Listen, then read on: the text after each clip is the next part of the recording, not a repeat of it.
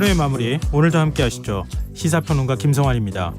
정부가 고교 내신을 5등급제로 완화하고 대학 수학능력시험에 통합형 과목 체계를 도입하는 내용의 대입제도 개편안을 내놨는데요. 이런 방안이 공교육 정상화로 이어질 수 있을까요? 더 깊이 들여다보는 인터뷰 시간에 전문가와 얘기 나눠보겠습니다. 수요일 코너죠. 기후위기 시대 더 나은 미래를 제안하는 지구생활 백서 코너도 마련되어 있으니까요. 많은 관심 부탁드리겠습니다. 김성환의 시사에는 언제나 청취자 여러분들의 관심과 참여 기다립니다. 라디오 프로그램들의 긴장감을 높이는 시기가 또 돌아왔는데요. 김성환의 시사에는 오늘부터 시작된 청취율 조사 기간을 맞아서 청취자분들과 조금 더 소통하는 작은 이벤트 마련했습니다. 명절 연휴에 엊그제 한글날까지 최근 긴 연휴로 일상복귀에 어려움을 겪고 계신 분들 많으실 텐데요. 시사의 애청자분들은 연휴 후유증을 어떻게 극복하고 계신지 문자 받아보려고 합니다. 필요한 무기력감을 날려보낼 수 있는 나만의 방법을 공유해 주시면 많은 분들이 참고하실 수 있을 텐데요. 평소보다 많은 분들께 모바일 피자 쿠폰 보내드릴 예정이니까요. 많은 참여 부탁드립니다. 참여하실 번호는 샵 9730이고요. 짧은 문자 50원, 긴 문자는 100원의 이용료가 부과됩니다. 또 저희 방송을 유튜브를 통해서도 실시간으로 시청 또 참여하실 수 있는데요. KBS 1라디오 채널 들어오셔서 구독, 좋아요 많이 눌러주시길 부탁드립니다. KBS 1라디오 김성환의 시사야. 그럼 지금 시작하겠습니다.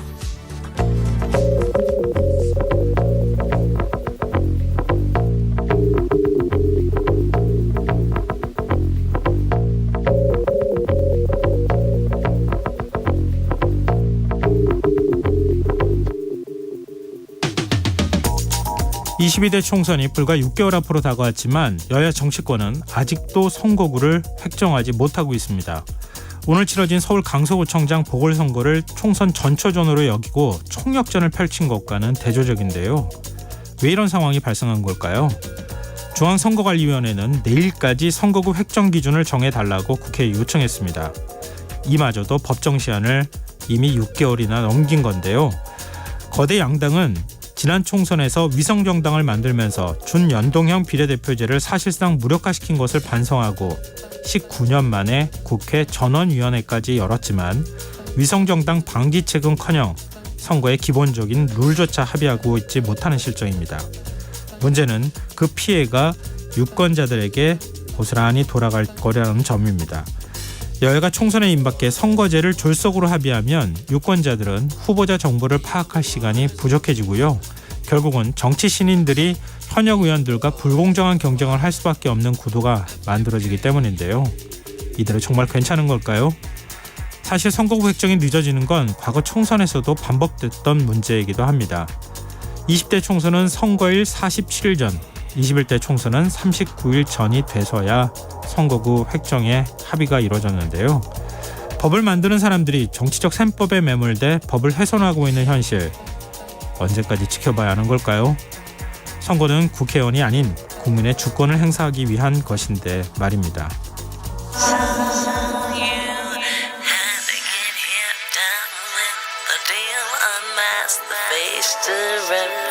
The real what you feel, you and your everyday situations, all the unnecessary complications. 오늘 밤 당신 안에 꿈틀거리는 지식 충전 본능이 깨어납니다. 여러분의 자유탐구 영역 김성환의 시사야.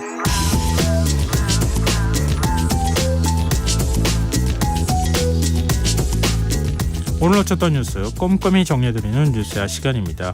오늘은 시사저널 구민주 기자 나와 계십니다. 안녕하세요. 네, 안녕하세요. 네, 21대 국회 마지막 국정감사 이틀째를 지금 맡고 있는데요. 오늘도 역시 상임위 곳곳에서 여야 간 충돌이 계속됐어요.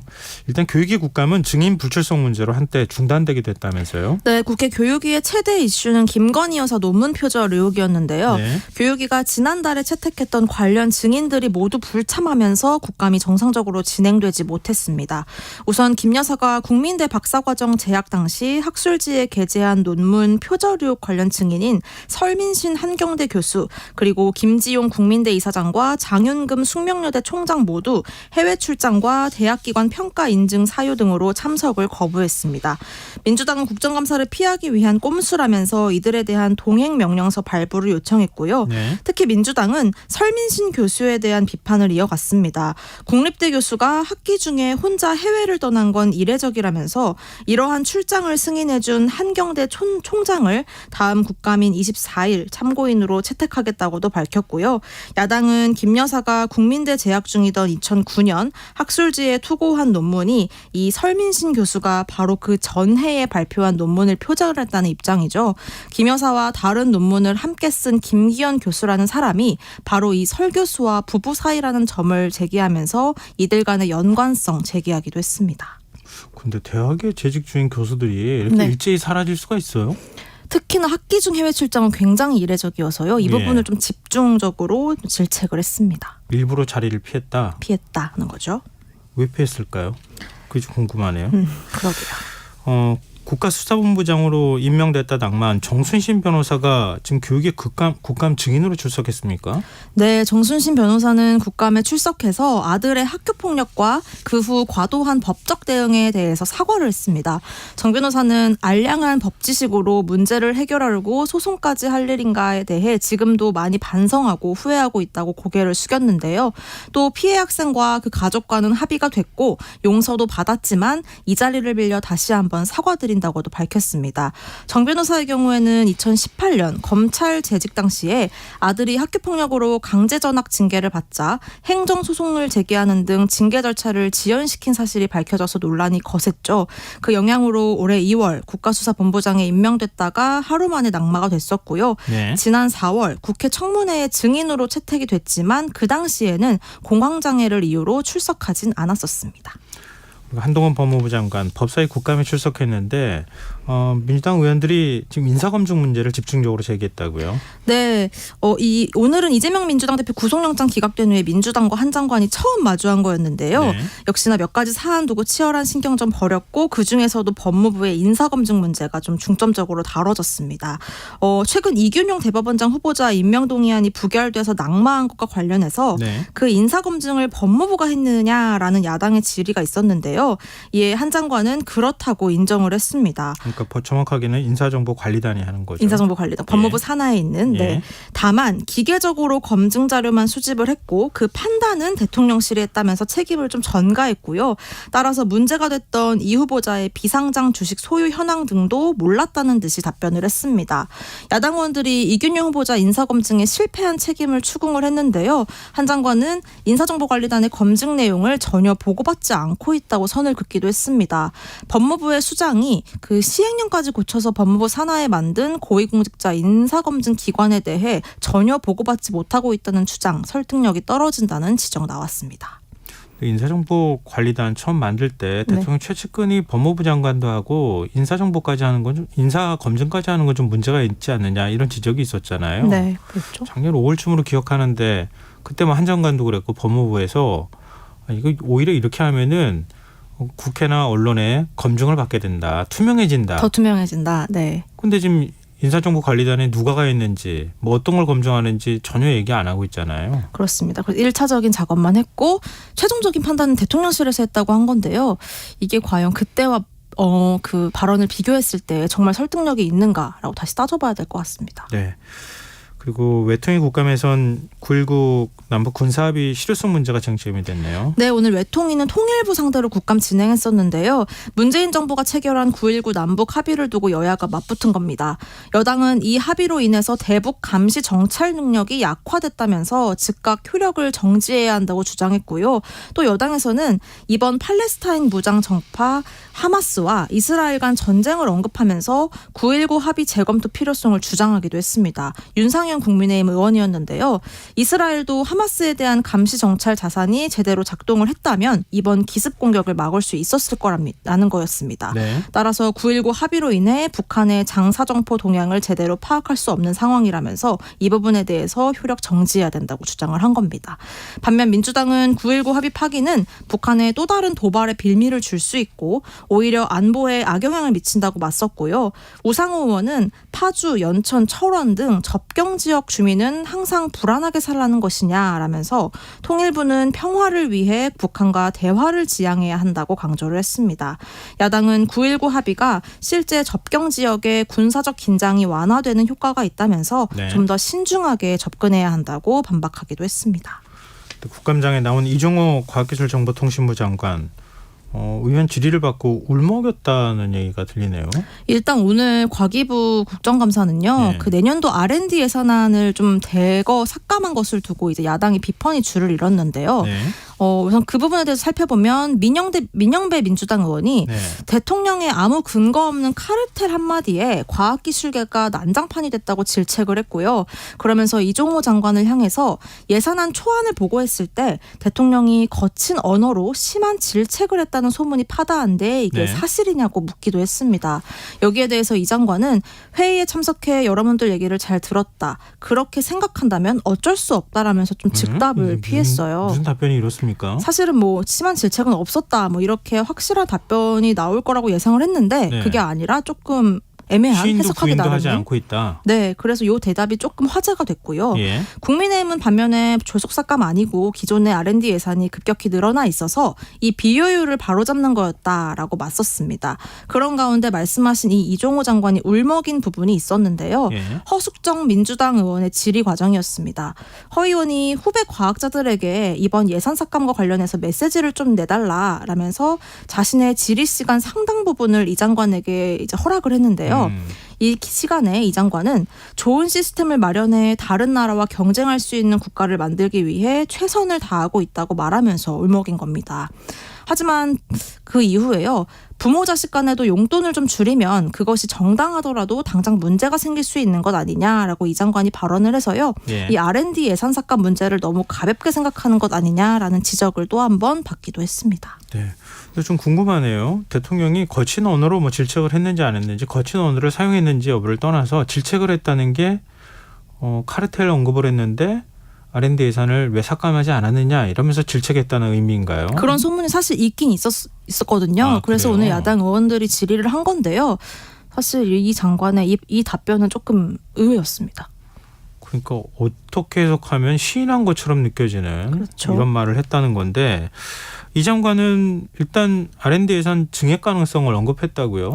살짝 그 부분을 시사를 한 건데요. 네. 야당 의원들이 R&D 예산을 증액해서 좀 복원하는 것에 대해 어떻게 생각하느냐고 물었는데 여기에 이종호 장관은 정부는 최선을 다해 준비를 했고 이제는 국회의 시간이니 국회에서 논의할 수 있다라고 의견을 낸 것입니다.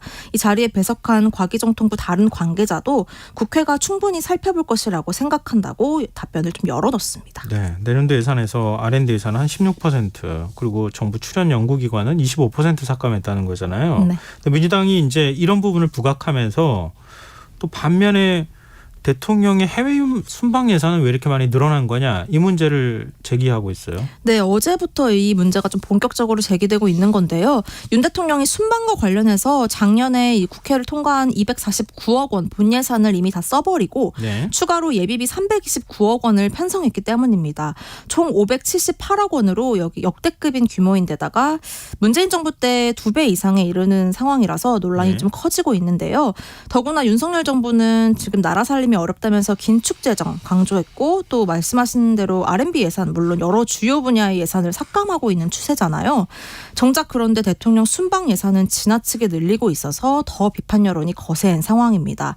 민주당은 이에 대해서 오늘 성과가 있다면 또 모르겠는데 외교 참사에 욕설 외교까지 국익의 손실만 떠오르는 순방들 뿐이었다면서 외국에 돈을 벌러 가는 게 아니라 돈을 퍼주러 간다고 지적을 했고요. 정청래 최고위원은 국민이 고물가, 고금리에 시달리며 허리띠를 졸라매는데 대통령 부부는 외국에 나가 쇼핑을 하고 좋은 구경을 하니 좋으시겠다라면서 고 정주영 회장이 네 돈이라면 이렇게 쓰겠나라고 했던 과거의 말을 잘 새겨듣길 바란다고 일침을 놓기도 했습니다. 네. 환경부 국감에서는 일본 후쿠시마 원전 오염수 문제와 관련한 질병관리청 보고서 이 내용을 두고 논란이 있었던 모양이에요. 네, 질병관리청이 오염수 영향에 대해서 우리 국민을 대상으로 좀 장기적으로 추적 조사가 필요하다는 내용을 담은 정부 연구 용역 보고서를 비공개 처리한 사실이 알려진 건데요. 네. 이 부분에 대해서 야당 의원들이 지영미 청장을 질타했습니다. 질병청이 고의로 이것을 숨긴 것 아니냐면서 비공개를 한 사유와 정황을 밝히라고 촉구를 한 건데요. 이렇게 논란이 이어지자 질병청은 뒤늦게 이 보고서를 공개로 전환을 했고요. 예. 지청장도 진심으로 사과드린다면서 고의 누락은 아니란 점 다시 말씀드린다라고 밝혔습니다. 그러면서도요, 이 보고서가 원론적인 내용을 다루고 있고 일부 내용만으로 오염수가 안전하지 않다고 판단해선 안 된다라는 기존 입장을 견지했습니다. 그러니까 의료계에 요청을 해서 네. 연구 용역 보고서를 받은 거예요. 질병청이. 네. 받았는데 거기에 이른바 우리가 얘기하는 방사성 물질이 일부 기준치 이하라 하더라도 그게 장기적으로 노출됐을 때 국민의 건강에 어떤 영향을 미치는지 장기 추적 조사를 해야 된다. 네. 이 내용 담고 있었는데 그걸 받고 난 다음에도 웹에 공개하지 않았다. 네, 그게 쟁점이었고요. 이 부분에 대해서 고의 누락 아니냐, 고의로 숨긴 것 아니냐라는 게 야당의 지적이었습니다. 고의가 아니라는 게 오히려 이상하게 느껴지네요. 고의가 아니라고 얘기를 했지만요, 구체적인 근거 같은 거는 잘 제시를 하지 못했습니다. 그리고 우리 정부가 고려원전 1호기 해체 과정에서 발생한 냉각수를 해양 방류하겠다는 계획을 세웠다는 겁니까? 이건 무슨 네. 얘기예요? 정부가 부산 기장군에 있는 고리원전 1호기 해체 과정에서 나오게 될 사용 후 핵 연료 저장조 냉각수를 해양에 방류할 계획이라고 오늘 밝힌 건데요. 후쿠시마 오염수 해양 방류로 국민적 걱정이 커지는 시점에 우리나라 원자력 발전소 냉각수도 해양에 방류를 계획하고 있는 것으로 이제 밝혀져서 안전성 논란과 우려가 좀 더 커지고 있는 상황입니다. 현재 이 수조 안엔 약 120만 리터의 냉각수가 있는 것으로 파악이 되고요. 네. 한수원이 밝히고 있는 방사능 농도는 후쿠시마 오염수보다 훨씬 낮고 또 기준치에 맞게 희석해서 방류할 것이기 때문에 안전에 문제가 없다는 입장을 내고 있지만 주민동의나 사회적 합의도 아직 안 됐고 또 무엇보다 지난 2021년에 월성 원전 냉각수 토양 유출 사건이 있었는데 네. 당시 한수원 조사에서 삼중수소와 세슘이 높게 검출된 사실이 있었거든요. 이 부분과 좀 대입이 되면서 추가적인 안전조사 이후에 방류를 결정해야 되는 것 아니냐 이런 지적이 나오고 있습니다. 네.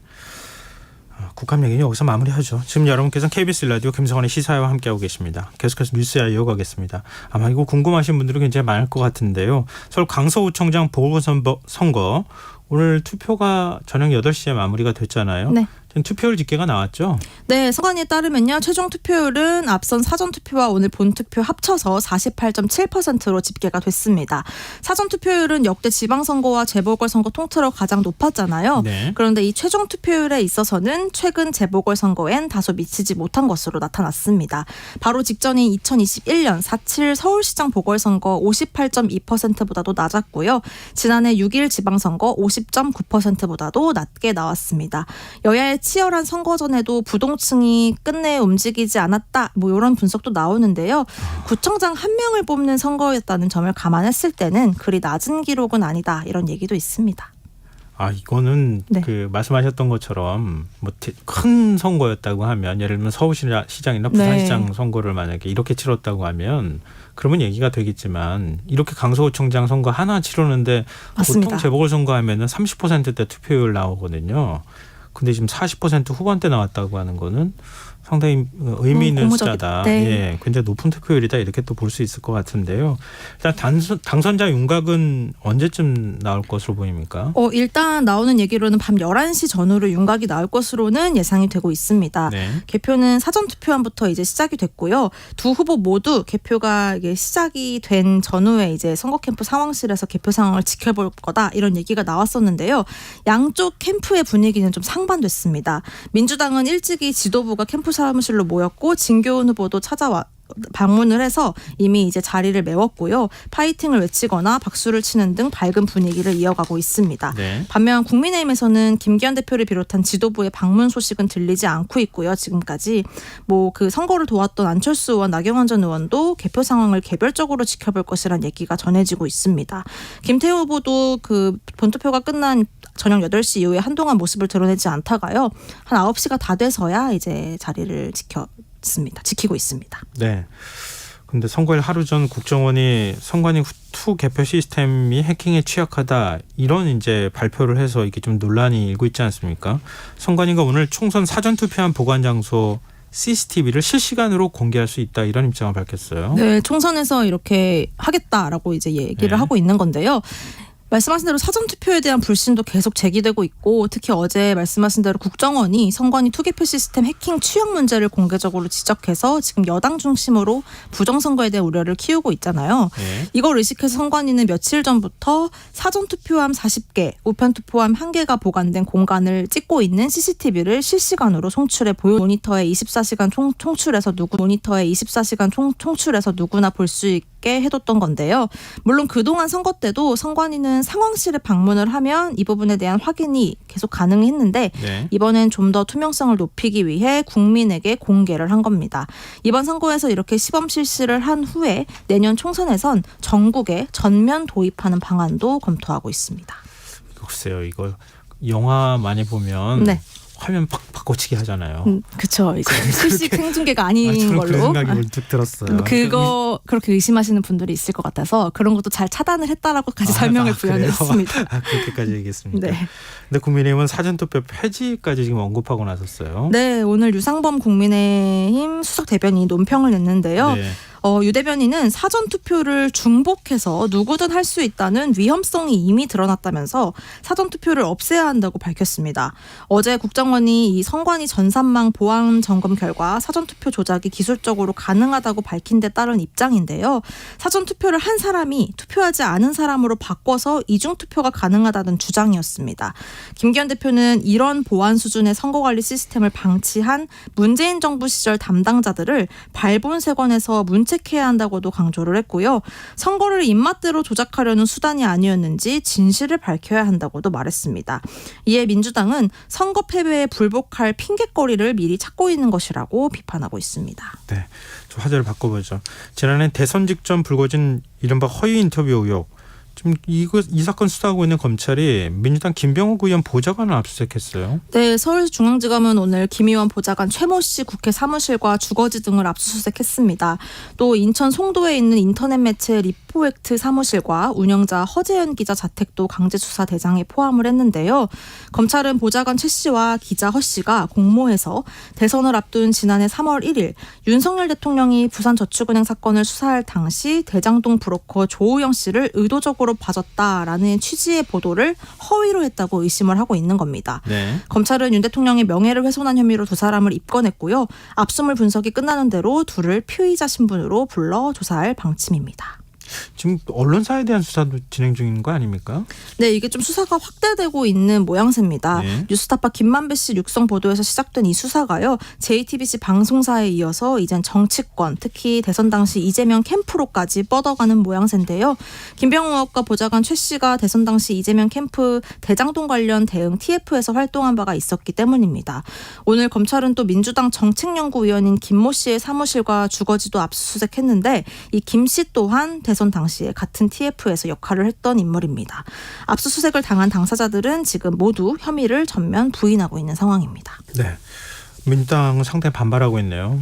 네, 법무부를 마침 오늘 국정감사하는 당일에 검찰이 때마침 국회 압수수색에 나선 것을 두고 반발을 한 건데요. 네. 김의겸 의원은 딱 1년 전 법무부 국정감사 날 검찰이 민주당사를 압수수색한 바 있는데 그때 그래서 국정감사가 정상적으로 진행되지 못했다면서 그런데 1년이 지난 오늘 또다시 국회에 야당 의원 등을 겨냥한 압수수색이 들어왔다라고 지적을 했습니다. 그러면서 오늘 압수수색을 중앙지검 특별수사팀이 맡았는데 이 팀이 어떻게 구성됐고 또 누가 어떤 검사가 참여하고 있는지 명단 제출하라고 요청했습니다. 네. 지금 강서구청장 보궐선거 결과 한 11시, 빠르면 11시니까 한 30분 뒤쯤에도 네. 나올 수가 있어서요. 저희가 결과 나오면 바로 청취자분들께 알려드리도록 하겠습니다. 오늘 뉴스아 여기까지 하겠습니다. 지금까지 시사저널 구민주 기자였습니다. 고맙습니다. 고맙습니다. 네, 이미 청취자분들께 말씀드렸던 것처럼 KBS 1라디오 김성환의 시사야 청취율 조사 기간 맞아서 청취자 여러분들과 소통하는 시간 마련하고 있습니다. 오늘은 나만의 연휴 후유증 극복법 문자 받고 있습니다. 휴대전화 뒷자리 0468 쓰시는 청취자분께서 저는 부산항에서 예인선을 타는 사람입니다. 오늘 처음 라디오 듣고 문자 보내는 건데요. 저는 연휴 때 오랜만에 집에 가서 가족들을 만나니 좋더라고요. 남들은 연휴 후유증이라는데 저는 스트레스 확 날리고 근무지로 돌아와서 마음이 한결 가벼워졌어요. 이렇게 문자 주셨고요. 7870님, 저는 일터에 복귀하고 운동을 평소보다 2배 더 하며 후유증을 이겨내고 있습니다. 다만 출근날 오후에 결국 반차 휴가를 내긴 했지만요. 이렇게 말씀하셨는데 운동을 너무 많이 하셔서 그런가요? 7622님, 긴 연휴가 지나고 무기력한 일상이 찾아왔다면 지금 당장 밖으로 나가는 걸 추천드려요. 저는 오늘도 저녁 먹고 동네 도서관에 다녀왔는데 열심히 사는 사람들을 보니 저도 열정적으로 살아야겠다는 의지가 오르더라고요. 이렇게 문자 주셨어요. 그것도 좋은 방법이신 것 같습니다. 네, 문자 보내주셔서 고맙습니다. 계속해서 청취자 여러분들 문자 기다리고 있겠습니다. 참여해 주실 문자 번호는 샵9730이고요. 콩 게시판과 유튜브를 통해서도 무료로 참여하실 수 있습니다. 계속해서 많은 관심 부탁드립니다.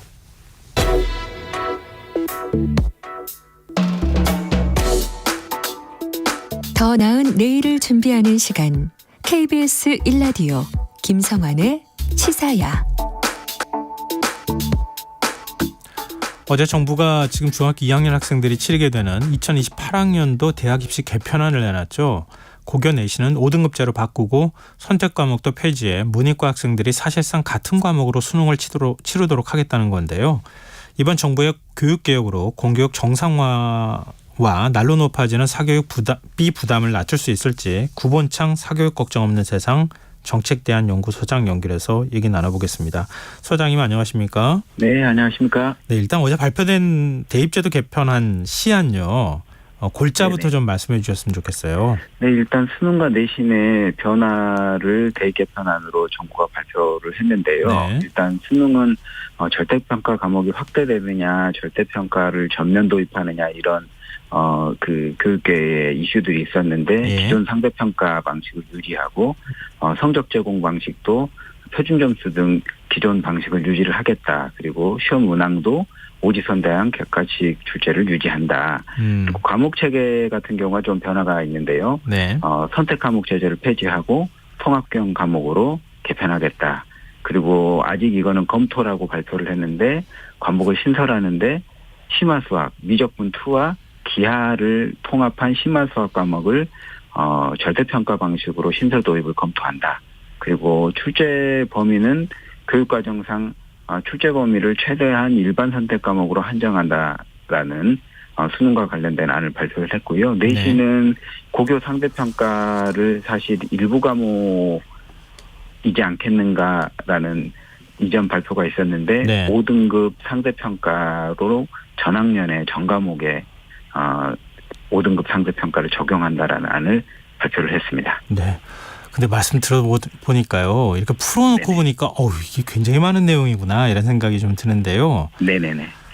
교육제도 개편 워낙 우리 사회에서 예민한 문제이기도 하잖아요. 그래서 좀 네, 이렇게 맞습니다. 잘라서 하나하나씩 좀 알기 쉽게 설명해 주시는 것과 함께 혹시 문제가 있으면 지적도 같이 해 주셨으면 좋겠는데요. 네네. 지금 수능 선택 과목 체계를 바꾼다. 구체적으로 선택 과목 어떤 것들이 바뀌고 어떤 혹시 또 문제가 있다면 어떤 문제가 있을 수 있는지 말씀을 좀 부탁드립니다.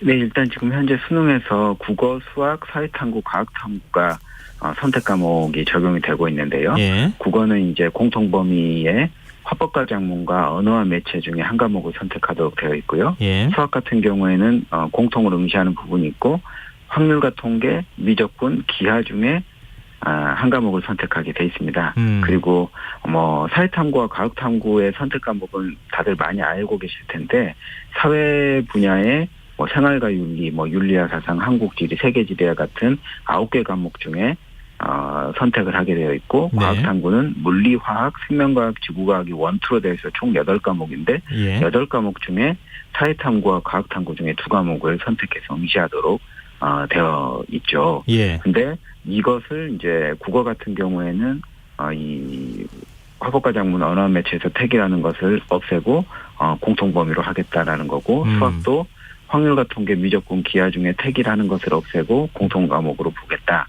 그리고 사회탐구 같은 경우에는 이제 지금도 마찬가지인데 앞으로 2022 개정교육과정 하에서도 네. 1학년 때 공통 과목으로 사회와 과학을 배우는데 이게 이제 고등학교 때 배울 사회과학 내용을 좀 필수 내용들을 좀 엑기스로 뽑아서 예. 교과가 만들어져 있는 건데 예. 여기에서 사회탐구와 과학탐구를 공통으로 범위로 해서 출제를 하겠다라고 발표를 한 거죠. 근데 말씀만 들어보면 훨씬 선택 과목도 좀 줄고 학생들이 이 어떻게 공부를 해야 할 분량 자체가 좀 줄어드는 건 좋은 방향 아닌가 이런 생각도 들거든요. 일단 이제 좀 근데 일관성이 없는 부분들이 문제입니다. 예. 일단 말씀드린 것처럼 사회탐구와 과학탐구 같은 경우에는 모두가 공통으로 배우는 이 범위를 시험 범위로 채택한 반면에 예. 국어, 영어, 수학 같은 경우에는 예. 공통 과목에 일반 선택 과목이 시험 범위에 포함되어 있거든요. 예. 그런데 이제 문제는 고교학점제를 위한 수능 개편인데 고교학점제는 학생들이 고등학교 1학년 때는 공통된 국영수 사회과학을 좀 배우고 예. 2학년과 3학년 때는 일반 선택, 진로 선택, 융합 선택 과목을 좀 본인의 진로와 적성에 맞게 선택하도록 하자라는 취지를 담고 있는데 예. 수능에서 일반 선택 과목이 포함되면 학생들은 일반 선택 과목 중에 다른 과목을 선택하고 싶어도 국어, 영어, 수학의 시험 범위에 들어있는 일반 선택 과목은 다 필수로 수강을 해야 되는 상황이 벌어지거든요. 그렇죠. 그래서 예. 사회와 과학 영역은 사회와 공통과학을 시험 범위로 했는데 네. 왜 국어는 2학년 때 국어, 영어, 수학은 2학년 때 선택을 좀 자유롭게 할 수 있도록 국어, 영어, 수학도 공통으로 해야지 일반 선택 과목을 넣었을까 이런 좀 교육과정과 맞지 않는 부분들이 좀 있어서 이게 이제 고교학점제형 수능으로 과연 이번 교육부에 발표한 시험 과목 범위가 적절한가 이런 논란이 지금 있는 상황인 거죠. 네, 고교학점제 도입은 이미 다 예정이 돼 있는 거 아닙니까? 네네 맞습니다. 고교학점제와 지금 이번에 이제 대입제도 개편안과 뭔가 조응하지 못하는 현상이 나타난다 이런 네네, 말씀이신데, 근데 이 사회하고 과학 특히 이제 수학 같은 경우에도 마찬가지지만 문이과가 통합되면서 좀 문과 침공 논란이 발생했잖아요. 네네네. 이과 학생들이 문과 쪽으로 막 지원하는 현상들이 나타났는데 그런 부작용들은 좀 사라질 수 있을까요? 이제 그런 부작용들은 막는 반면에 여전히 수능에서 상대평가 체제를 유지를 하고 있기 때문에 좀 이렇게 수험생 부담이라든지 또 재학생들 같은 경우에는 고교 내신과 수능을 같이 준비해야 되는 부담에 이미 여전한 상황이기 때문에 좀 수험생 부담이라든지 혹은 또 사교육 고통 부담이라든지 이런 부분들은 좀 여전하지 않겠는가라고 보고 있습니다. 지금 내신 평가 방식이 9등급제에서 5등급제로 바뀌잖아요. 네네. 이거는 그냥 듣기에는 그거 정말 앞에 한 4% 정도밖에 안 되는 1등급 받기 위해서 그렇게 많은 학생들이 고생스럽게 공부하고 그러는데 그 범위를 좀 넓혀주면 한 10%까지 또 2등급도 더 넓어질 거 아니겠습니까? 그러면은 내신에 대한 부담이 좀 줄지 않을까? 이런 생각도 좀 들거든요. 근데 이건 혹시 어떤 문제가 생길 수 있습니까? 네, 일단은 5등급 상대평가를 하면 한 10% 정도까지가 1등급을 받기 때문에 기존보다 좀 등급을 받는 여유 공간이 생기는 거는 맞겠지만 지금 문제는 이 5등급 상대평가를 고1, 고2, 고3 전학년에 한다라고 하고 있는 상황이거든요. 근데 앞서 말씀드린 것처럼 고교학점제에서 2학년과 3학년 때는 본인이 진로와 적성에 맞게 과목을 선택할 수 있어야 되는데 상대평가를 적용한다라고 하기 때문에 본인이 진로와 적성에 맞는 과목이 아니라 등급을 잘 받을 수 있는 과목을 선택을 해야 되니까 아무래도 여러 가지 과목들이 개설이 되면 수강생이 적은 과목도 있을 거고 또 상위권 학생들이 많이 듣는 과목들도 있을 거고 그런 부분들을 학생들이 대입해서 유불리를 따져가면서 수강을 하게 될 수밖에 없기 때문에 선택 과목에 있어서는 이 진로와 적성에 따른 선택이 아니라 입시에 따른 선택이 될 수밖에 없다. 이런 상황에서 좀 학점제에 취지하고 고교 전학년 5등급 상대평가는 맞지 않다. 이렇게 보는 것이 적절하지 않을까 생각됩니다. 아까 선택 과목도 말씀하셨지만 고교 학점제 도입할 수 있겠습니까? 지금 이제 뭐 수능 발표안과 내신 발표안들을 봤을 때 뭐 고교 학점제는 한다라고는 했는데 학점제용 교육과정과 맞지 않다. 그래서 사실상 고교 학점제가 무력화되는 것 아닌가라는 이런 목소리들이 좀 강하게 나오고 있는 상황입니다. 네. 그리고 지금 5등급제로 내신이 바뀔 경우에 좀 특목고하고 자사고 학생들이 유리해질 것이다. 이런 지적에 대해서는 어떻게 보십니까? 일단 이제 상대평가가 유지되고 있는 상황이기 때문에 네. 내신만 가지고 특목자사고가 더 유리해진다라고 보기는 좀 어려울 것 같고요. 예. 문제는 이제 이런 부분들을 해소하기 위해서는 사실은 이제 절대평가로 가면서 고교서열화도 좀 해소하는 정책을 병행해서 가야 되는데 이 부분도 좀 윤석열 정부에서 정책이 좀 서로 맞지 않는 그런 부분들이 있거든요. 네. 네, 그런 부분들도 좀 함께 해결해야 되지 않을까라고 보고 있습니다. 그러면은 지금 그 특목고하고 자사고 이런 것들의 경쟁력이 높아지고 일반 계고의 경쟁력은 떨어질 것이다. 이런 분석은 그러면 잘못된 겁니까? 일단은 이제 앞으로 학점제가 어떤 방식으로 운영되는가를 좀 봐야 될 것 같은데요. 예. 그래서 지금 이런 상황에서 사실은 이제 여러 가지 그 특목자사고 정책에 있어서 사실 이전 정부에서는 좀 일반고로 전환하는 정책을 도모를 했다가 예. 또 정권이 바뀌어서 윤석열 정부에서는 특목자사고를 유지하는 정책을 펼치고 또 이 절대평가로 가는 귀로에서도 특목자사고가 살아있기 때문에 절대평가로 전환하면 특목자사고가 엄청나게 유리해지지 않느냐 이런 네. 논란 때문에 절대평가를 도입 못하고 있는 이런 사실 모순된 상황인 거거든요. 예. 그래서 정부가 이런 부분과 관련해서는 좀 종합적인 안을 내놓아야 되는데 종합적인 안을 내놓지 못하고 이전 정부의 정책을 다시 뒤집고 이런 과정에서 그런 교육계의 특목자사고 유불리와 관련된 논란들이 더 가중되고 있는 상황이라서 이 부분과 관련해서는 좀 정부가 중심을 잡고 해결책을 내놓을 필요가 있다고 보고 있습니다. 네, 교육 문제가 이게 잘못 건드리면 몇 년씩 후유증이 가고 하잖아요. 네네. 이제 네네. 국가교육위원회에서 최종 결정하는 거죠. 네네 맞습니다. 근데 교육이 논의가 제대로 이루어질 수는 있겠습니까?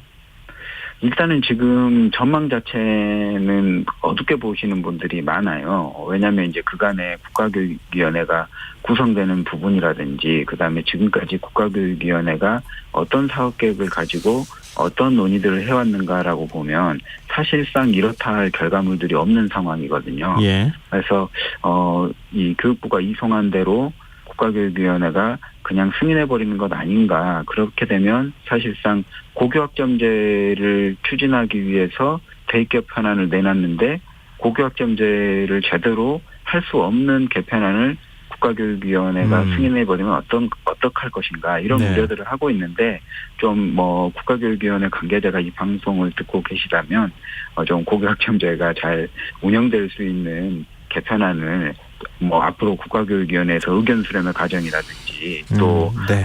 이 대입 개편 특유에서 그 논의하는 과정들이 또 있기 때문에 그런 네. 과정들을 통해서 좀 학점제가 운영될 수 있도록 또 지금 알겠습니다. 사교육 고통이라든지 또 학생들이 겪는 입시 경쟁 고통이 굉장히 극심해서 사실 자해와 자살을 떠올리는 학생들이 4명 중 1명이 있다 이런 지표조사까지 나오고 있는 상황이니까 예. 결정들을 좀 잘 해주셨으면 좋겠습니다. 네, 이거 제도 한번 바꾸고 나면 굉장히 후유증이 크지 않습니까? 좀 신중에 네네, 신중을 맞습니다. 기해서 논의가 좀 이루어졌으면 좋겠습니다.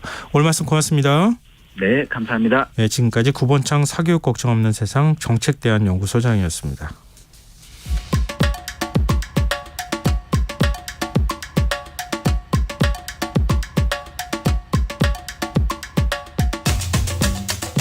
바람과 흰 천만 있다면 바다 어디든 갈 수 있어. 어느 영화에서 들어봄직한 대사일 텐데요. 선박 제조 기술이 발전을 거듭하는 지금 돛담배가 다시 바다로 돌아가고 있다고 합니다. 어떤 배경이 있는지 궁금해지는데요. 우리가 놓치지 말아야 할 환경 이슈 살펴보는 시간이죠. 지구생활백서 사단법인 넥스트 윤주루 수석 얘기 나눠보겠습니다. 안녕하세요. 네, 안녕하세요. 네, 현대판 돛담배 얘기해 주신다고요? 네, 갑자기 돛담배라고 하니까 이게 뭔가 네. 비유적인 단어인가 이렇게 생각하실 수도 있는데 네. 진짜 돛담배 얘기입니다.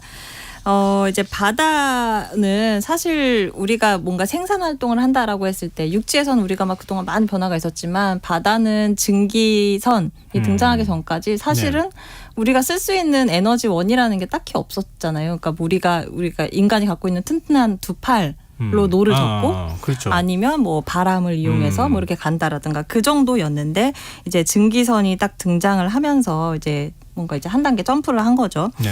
예, 근데도 이제 한동안 증기선이 나왔어도 초반에는 추진력이 별로 약했기 때문에 이제 도칠단 약간 그런 형태로 같이 이제 운항이 됐다고 해요. 근데 예. 지금은 이제 더 이상 범선이라고 하는 커다란 이제 도칠단배 이런 범선 같은 건 거의 보기가 어렵죠. 그 화물선 기준으로 말씀드리면 전 세계 한 6만 척이 있는데 그 중에서 0.05% 정도만 이제 돛을 달고 있다고 해요. 그래서 그 달고 있는 배가 있긴 있네요. 그렇죠, 신기하죠. 네. 네. 네, 이렇게 이제 정말 사라지나 싶었던 범선이 다시 등장을 하고 있습니다. 갑자기 21세기에 난데없이 진짜 돛을 탄 배가 나타난다?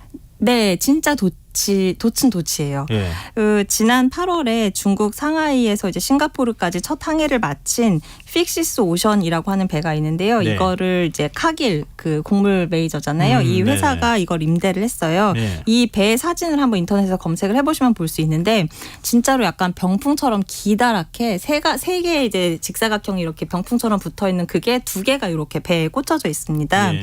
네, 그래서 이게 뭐 바람 방향에 따라서 이렇게 움직이기도 하고 뭐 이런 식으로 하는데 굉장히 커요. 이 돛의 높이가 37.5m, 그러니까 10층 건물 높이이고 무게도 막 125톤 이렇게 된 굉장히 커다란데 이제 진짜 뭐 옛날 돛처럼 막 이렇게 그 캔버스천 이런 거는 아니고요. 뭐 바람과 흰 천만 있으면 어디든 갈 수 있다고 하셨는데 네. 그런 건 아니고 이제 강철과 유리섬유로 만들어져 있습니다. 그리고 이런 거 말고도 굉장히 저게 무슨 돛이야 싶은 것도 있는데 네. 이제 독일의 에네르콘이라고 하는 풍력 터빈 제조회사가 있는데 이 배 네. 여기서 쓰는 배가 있는데 그 E10원이라고 하는 배예요. 근데 여기 보면은 굴뚝같이 커다란 굴뚝 같은 게 4개가 이렇게 꽂혀 있거든요. 근데 배 상단부에 예. 네, 배 위에. 네. 네, 근데 그게 이제 굉장히 큰 굴뚝처럼 생겼는데 이것도 역시 돛이고요. 또 프랑스의 에어시즈라고 하는 회사가 초대형 연을 만들었어요. 그래서 연요? 네, 그 연이 배를 연을 끌고 가요? 네, 연 이제 뭐 특수 연이겠죠. 근데 딱 생김새는 그냥 진짜 연 같거든요. 근데 그거를 배 앞에다가 매달고 300m 높이로 띄어서 이렇게 사용을 하는데 요거는 아직 상용화된 건 아니고 지금 시제품 형태로 나와 있고 일본에서 지금 뭐 한 5개 정도 주문이 들어왔다라고 업체가 이야기를 하고 있습니다.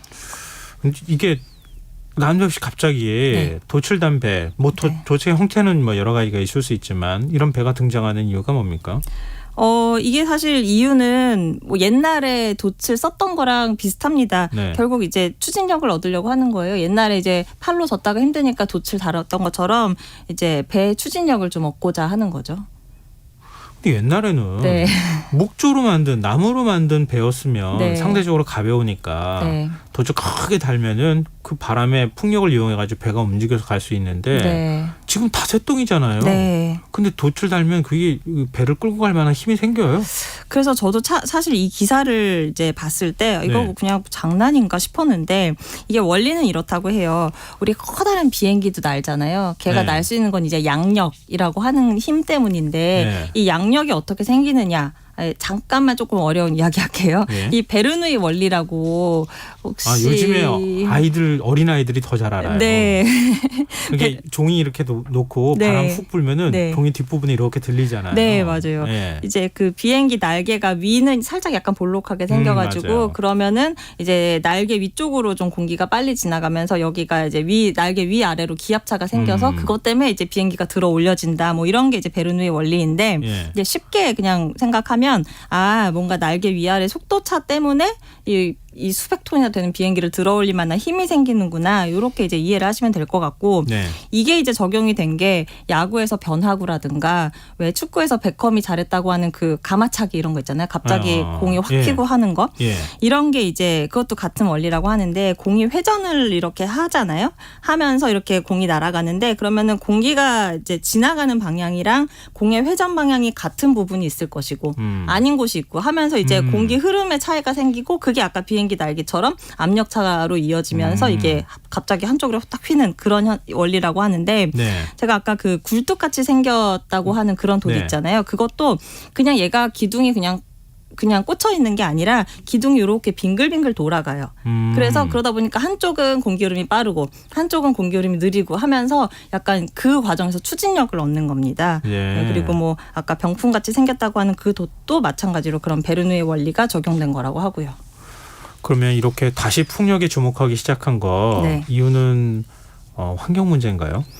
그렇죠. 제가 이제 환경 코너니까 이런 이야기를 들고 온 거죠. 너무 당연한 걸 질문했네요. 네, 이게 근본적으로는 사실 왜 이 돛까지 그 동원을 했느냐 하면은 이제 온실가스를 줄이려고 하는 목적이 커요. 네. 우리가 뭐 당연히 상식적인 이야기지만 똑같은 거리를 간다고 했을 때 바람이 좀 도와주면 아무래도 연료를 덜 써도 될 거 아니에요. 우리 하이브리드 차 같은 경우도 기름이랑 전기를 같이 쓰니까 기름을 덜 쓸 수 있는 것처럼 이것도 그 배가 이제 보통 중유나 뭐 디젤 이런 걸로 움직이는데 네. 거기 플러스 풍력 진짜 바람의 힘을 이제 더해주니까 일종의 하이브리드 배처럼 그 연료를 아낄 수 있는 거죠. 그래서 사실은 그 1920년대 지금처럼 막 엔진 출력이 좋지 않았을 때 네. 이런 아까 굴뚝 모양 돛을 단 배가 실제로 운항을 했었습니다. 그런데 이제 그때 20년대 말에 이제 미국 대공황 닥치고 하면서 한동안 유가가 되게 낮게 유지가 됐었는데 네. 거기다가 선박 기술도 점점 좋아지고 하면서 한동안 이런 돛이 뭐 별로 필요가 없었던 거죠. 그 하이브리드 자동차하고 비교하니까 딱 머릿속에 들어왔어요. 네. 어차피 풍력으로만 움직이기는 좀 쉽지 않으니까 배 엔진을 돌리더라도 하이브리드 자동차가 연비가 좋잖아요. 네. 그런 것처럼 큰 선박이 연비가 좋아진다 이렇게 생각하면 되겠네요. 네, 맞습니다. 그럼 자연스럽게 온실가스도 배출량이 줄어들 거고요. 네. 근데 이제 온실가스 그러면 이게 진짜 얼마나 줄어들 수 있냐 그게 이제 중요할 텐데요. 예. 업체 그런 걸 이제 만드는 업체에서 주장을 하기로는 네. 20에서 40%까지 많이 연료를 주네요. 줄일 수 있다라고 예. 주장을 하는데 뭐 예. 기업에서 하는 얘기는 당연히 최적의 조건에서 이제 이야기를 할 거 아니에요. 예. 그래서 제가 이제 좀 찾아보니까 뉴욕타임즈에서 인용한 이제 업체 측에서 나오지 않은 보고서가 있어서 저도 그걸 살펴봤는데 이제 여러 조건이 붙어 이런 돛을 달고 속도를 줄이고 그다음에 이제 연료의 일부를 이제 뭐 예를 들면 암모니아라든가 이런 온실가스가 나오지 않는 이런 연료를 쓰는 게 가능하다면 네. 2008년 배출량 대비 28에서 47%를 줄일 수 있다. 근데 그렇게 줄어드는 거의 절반은 속도를 줄이는 거. 에서 이제 그 온실가스를 감축 효과가 있는 것이고 예. 한 4분의 1 정도가 도체 효과다 이렇게 분석을 하더라고요. 그러면 이제 도체 효과만 따로 떼놓고 보면 2008년 배출량 대비 한 7에서 12% 정도 줄인 효과를 낼 수 있다라는 얘기가 되겠죠. 또 여기에 또 함정이 좀 숨어 있긴 하네요. 네. 그러니까 배가 이전보다 훨씬 더 천천히 움직여서 가야 된다는 거잖아요. 요즘 같은 때는 네. 빨리 움직여도 모자랄 판인데 네. 다 효과가 나타날 수 있을까 이런 생각은 좀 드는데 네. 그럼에도 연비 10%만 좋아져도 네. 그래도 많이 좋은 편이잖아요. 네. 그러니까 없는 것보단 낫지 않겠나 이런 생각이 드는데요. 네. 근데 아직 뭐 여기에 대해서 막 이렇게 연구나 이런 게 많이 되지는 않은 상황이라서 실제로 정말 10% 줄일 수 있으면 좋은데 그만큼 될까 하는 건 조금 더 이제 두고 봐야 될 것 같고요. 제가 오늘 이 이야기에서 전하고자 하는 핵심은 네. 이제 선박 온실가스 감축을 이야기하는 시대가 됐구나. 이게 진짜 당장 오늘의 과제가 됐다라고 하는 부분 때문입니다. 하긴 이제는 뭐 줄일 수 있는 거 있으면 다 줄여야 되는 시대이기도 하니까. 네. 그럼 선박은 온실가스 규제가 어떻게 돼요? 선박은요, 이제 선박도 그렇고 이제 화물기도 마찬가지인데요. 네. 나라와 나라 사이로 오가는 국제 무역에서 배출되는 그런 배출량은요. 보고의 의무는 있는데 뭐 우리나라 배출량, 미국 배출량 이렇게 국가의 배출량으로 얘기할 땐 거기 집계가 안 됐어요. 그래요? 네, 그러다 보니까 이제 뭐 감축이나 규제 대상 이런 거에서도 거의 약간 벗어나 있었고 네. 그 이유는 이제 온실가스 통계라는 것 자체가 국내 어떤 영토 안에서 발생하는 배출량을 이제 기본적으로 기준으로 했거든요. 예. 그리고 또 사실 감축 수단이 그렇게 뾰족하게 있는 것도 아니었고 그래서 이제 그동안은 많이 논의가 안 됐거든요. 네. 그런데 올해부터 규제가 시작이 됐습니다. 아, 그래요? 네. 국제해사기구에서 EEXI랑 CII라고 하는 규제를 시작했는데 예. 이거 EEXI 같은 경우는 화물 1톤을 1마일 운송할 때의 탄소가 얼마나 나오느냐 하는 걸 지수화한 거고요.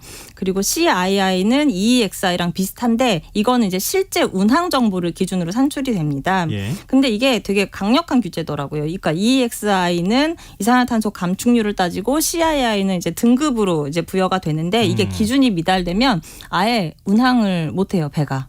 출항을. 우리 자동차하고 비교하면 되겠네요. 네, 출항을. 몇 등급 이하 연료 효율 몇 등급 이하는 운항 못 도로를 다 다닐 수 없어 뭐 이렇게 규제하는 거네요. 네, 그리고 이 기준이 이제 해마다 점점 강화가 되는 거고요. 네. 근데 뭐라 그럴까요? 이 선박을 통해 가지고 우리나라 조선사들이 전 세계 1등이잖아요. 네. 이런 기술이 있으면 제일 먼저 도입해야 되는 거 아니에요? 그쵸. 우리나라한테도 타격이 있을 수 있는데. 네, 그 작년에 그래서 특히 이제 대형 선사는 그래도 어떻게든 이제 뭐 노력을 하고 있는데 중소형 선사가 문제거든요. 네. 네, 작년에 우리나라 국내 중소해운사 선박의 70%가 이 기준을 못 맞춘다. 막 이런 이제 기사가 간간히 나왔었어요. 예. 그래서 지금 어떻게 하고 있냐면 이 엔진 출력을 그냥 낮춰서 배출을 줄이는 그런 설비가 있는 것 같더라고요. 그래서 그런 설비를 이제 정부에서 지원해주는 사업을 하고 있는데 지금 현재 이제 제가 어제 해수부 확인해 보니까 국내 한 400여 척이 그 대상인데 이거를 막 일시에 다 바꿔야 되는 건 아니고 이제 정기 검사할 때 이걸 이제 달면 되는데 지금 한 150척 정도가 설치를 했고 아직까지는 뭐 이 기준 미달로 출항을 못한 사례는 없다 이렇게 얘기를 하더라고요. 자동차 경유차 폐차시키고 네. 거기에 이제 뭐라고 해야 될까요?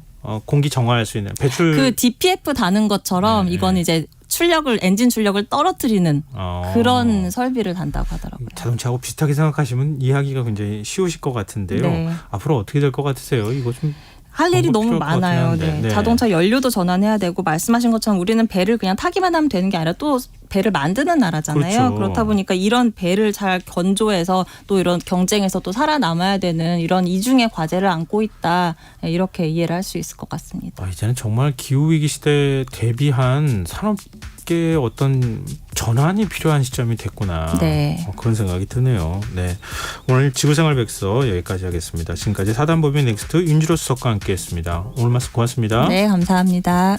KBS 라디오 김성환의 시사 1부 순서 여기서 마무리하겠습니다.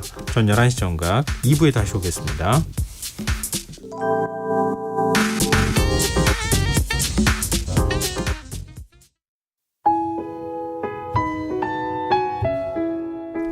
청취자 여러분, 위기 가정을 찾아주세요.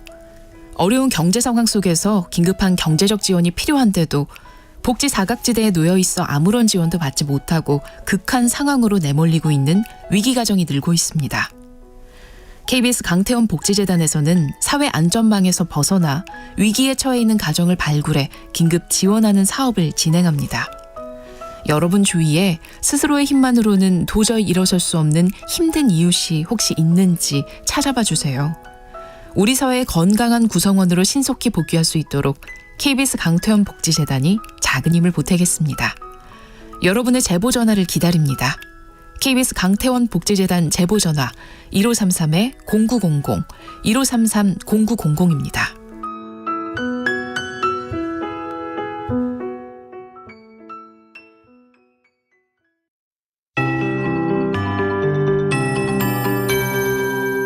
KBS 58분 날씨. 내일은 전국이 대체로 맑다가 밤부터 구름 많아지겠습니다. 아침까지 강원 내륙과 충북, 전라 내륙과 경북권 남부 내륙을 중심으로 가시거리 200m 미만의 짙은 안개가 끼겠습니다. 교통안전에 각별히 유의하시기 바랍니다. 오후부터 제주도 먼바다에 최대 초속 13m의 강풍이 불고 물결이 3m까지 높게 일겠습니다. 그 밖의 해상은 비교적 잔잔하겠습니다.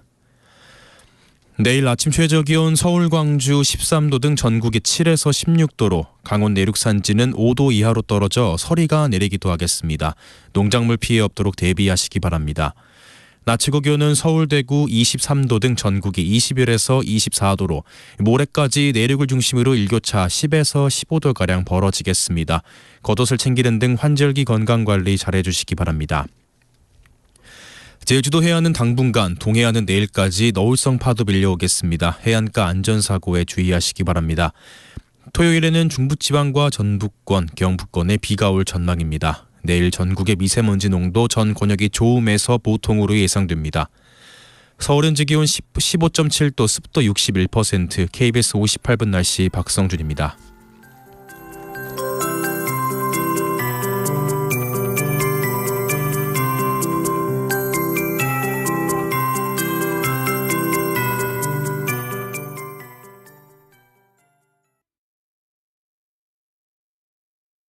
정성을 다하는 국민의 방송 KBS가 11시를 알려드립니다. AM 711kHz, FM 97.3MHz, KBS 1라디오입니다. HLKA.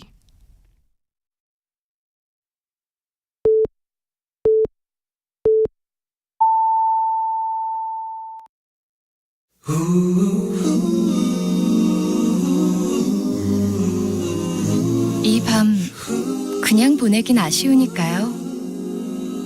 당신의 하루의 끝까지 야무지게 채워드립니다. 당신의 지식 충전소 김성환의 시사야.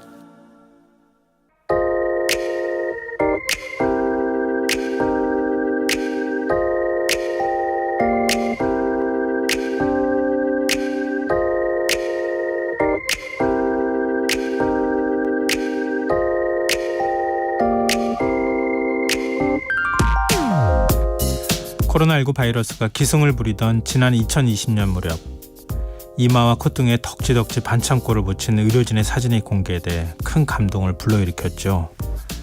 당시 의료진의 헌신에 보답하는 응원 캠페인이 대대적으로 벌어지기도 했습니다. 지난 2015년 4월 차량 570여 대가 잿더미가 됐던 부산 중고차 매매단지 화재. 땀으로 흠뻑 젖은 채 검댕으로 시커매진 방화복을 입고 한 주택 마당 앞에 걸터앉아 사발면을 먹고 있는 출동 소방관의 사진이 네티즌들을 울렸습니다. 사진에는 고맙고 미안하다는 댓글이 줄을 이었지만 정작 그 사진 속 소방관은 일상적인 일일 뿐이라는 반응을 보였죠. 이렇듯 방역과 안전에 최후의 보루 역할을 하는 공공병원 의료진과 소방관들, 이들의 실제 현실은 어떨까요? 보건의료노조 추계 결과 전국 35개 지방의료원의 누적 적자는 2,940억 원, 병원당 90억 원이 넘는 적자가 발생해 추석 연휴 수당을 지급하지 못한 곳도 있다고 합니다. 지역 의료원이 이렇게 적자 늪에 빠진 건 코로나19 사태 때문이라고 합니다. 2년 이상 코로나 환자만 전담하다 보니 일반 진료 역량이 떨어졌고 과중한 업무를 견디지 못한 의료진이 그만두면서 환자들의 발길이 줄어들었다고 합니다. 정부는 기존의 손실보상금 지급한 것으로 충분하다며 내년 예산안에 손실회복 지원 예산을 반영하지 않았다고 합니다. 그럼 소방관들은 어떨까요? 공무원연금공단에 따르면 주요 9개 퇴직 공무원의 지난해 사망자 평균 연령은 법관과 검사가 82.4세로 가장 높았습니다. 그렇지만 소방직은 75.7세로 최하위를 기록했습니다. 소방직은 법관 검사에 비해서는 7.7년, 전체 평균 79.7세와도 비교해도 5년 일찍 사망했습니다. 화재 현장에서 눈에 보이지 않는 유독가스와 각종 유해 화학물질에 노출되고 참사 현장을 반복적으로 경험하며 외상 후 스트레스 장애를 겪은 것이 영향을 미쳤다는 분석입니다. 재난 현장의 위험이 고스란히 누적되는 소방관의 공상 불승인 비율은 41%에 불과하고 퇴직자에 대한 건강관리는 예산 부족을 이유로 사실상 손을 놓고 있다고 합니다. 다급할 때만 찾아서 활용하고 그렇지 않을 때는 외면해버린다면 누가 몸을 던져 헌신하려고 할까요? 지금까지 오늘의 발견이었습니다.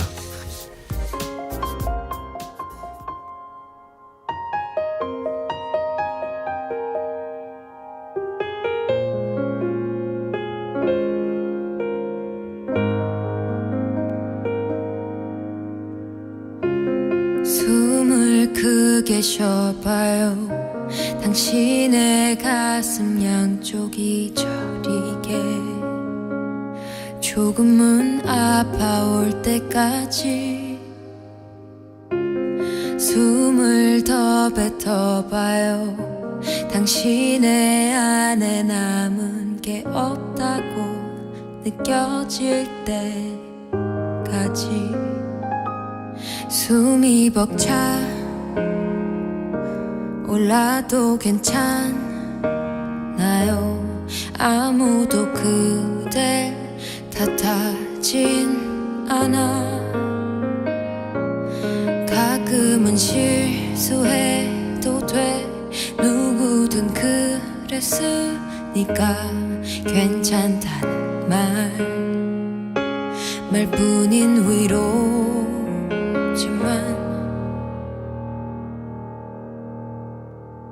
누군가의 한숨 그 무거운 숨을 내가 어떻게 헤아릴 수가 있을까요? 당신의 한숨 그 깊이일 순 없겠지만 괜찮아요. 내가 안아줄게요.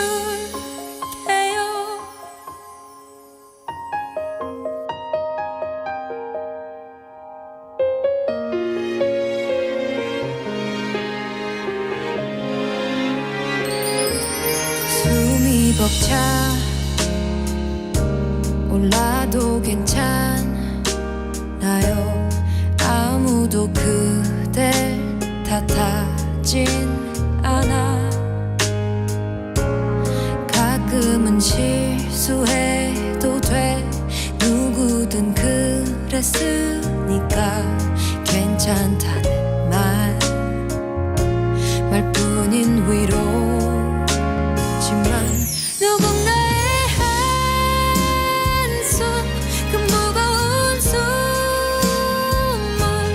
내가 어떻게 헤아릴 수가 있을까요?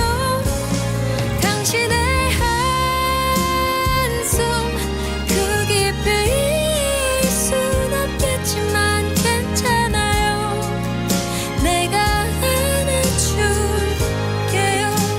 남들 눈엔 힘 빠지는 한숨으로 보일진 몰라도 나는 알고 있죠. 작은 한숨 내뱉기도 어려운 하루를 보냈다가 이제 다른 생각은 마요. 깊이 숨을 쉬어봐요. 그대로 내뱉어요. 누군가의 한숨 그 무거운 숨을 내가 어떻게 헤아릴 수가 있을까요? 당신의 한숨 그 깊이일 순 없겠지만 괜찮아요. 내가 안아줄게요.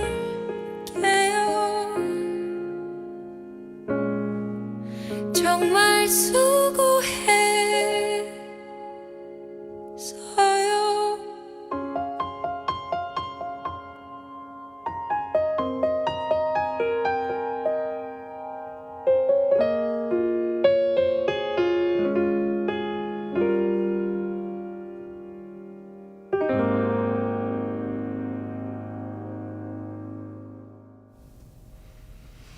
오늘의 발견에 이어서 이하이의 한숨 듣고 오셨습니다. 김성환의 시사는 청취율 조사 기간 맞아서 애청자분들과 소통하는 작은 이벤트 준비하고 있습니다.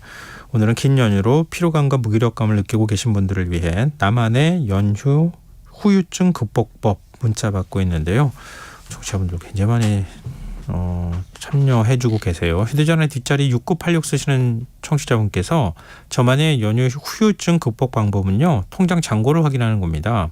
바닥이 드러나 있는 통장 잔고를 확인하는 순간 정신이 번쩍 들면서 빨리 돈 벌어야겠다 이런 의지가 불타오른답니다. 김성환의 시사야 청취율 1위 갑시다 이렇게 문자 주셨습니다. 감사합니다. 좋습니다. 저도 이 통장 그 잔고 보면서 더 돈 벌어야 되는데 이런 생각할 때가 있습니다. 8850님, 저는 관광버스 기사라 명절 동안 바쁘게 보냈어요. 제가 피로를 푸는 방법은 집 앞 편의점에서 시원하게 맥주 한 캔을 마시는 거예요. 서늘한 밤 공기를 안주 삼으면 모든 번뇌가 사라지고 무아지경이 됩니다. 이렇게 문자 주셨어요.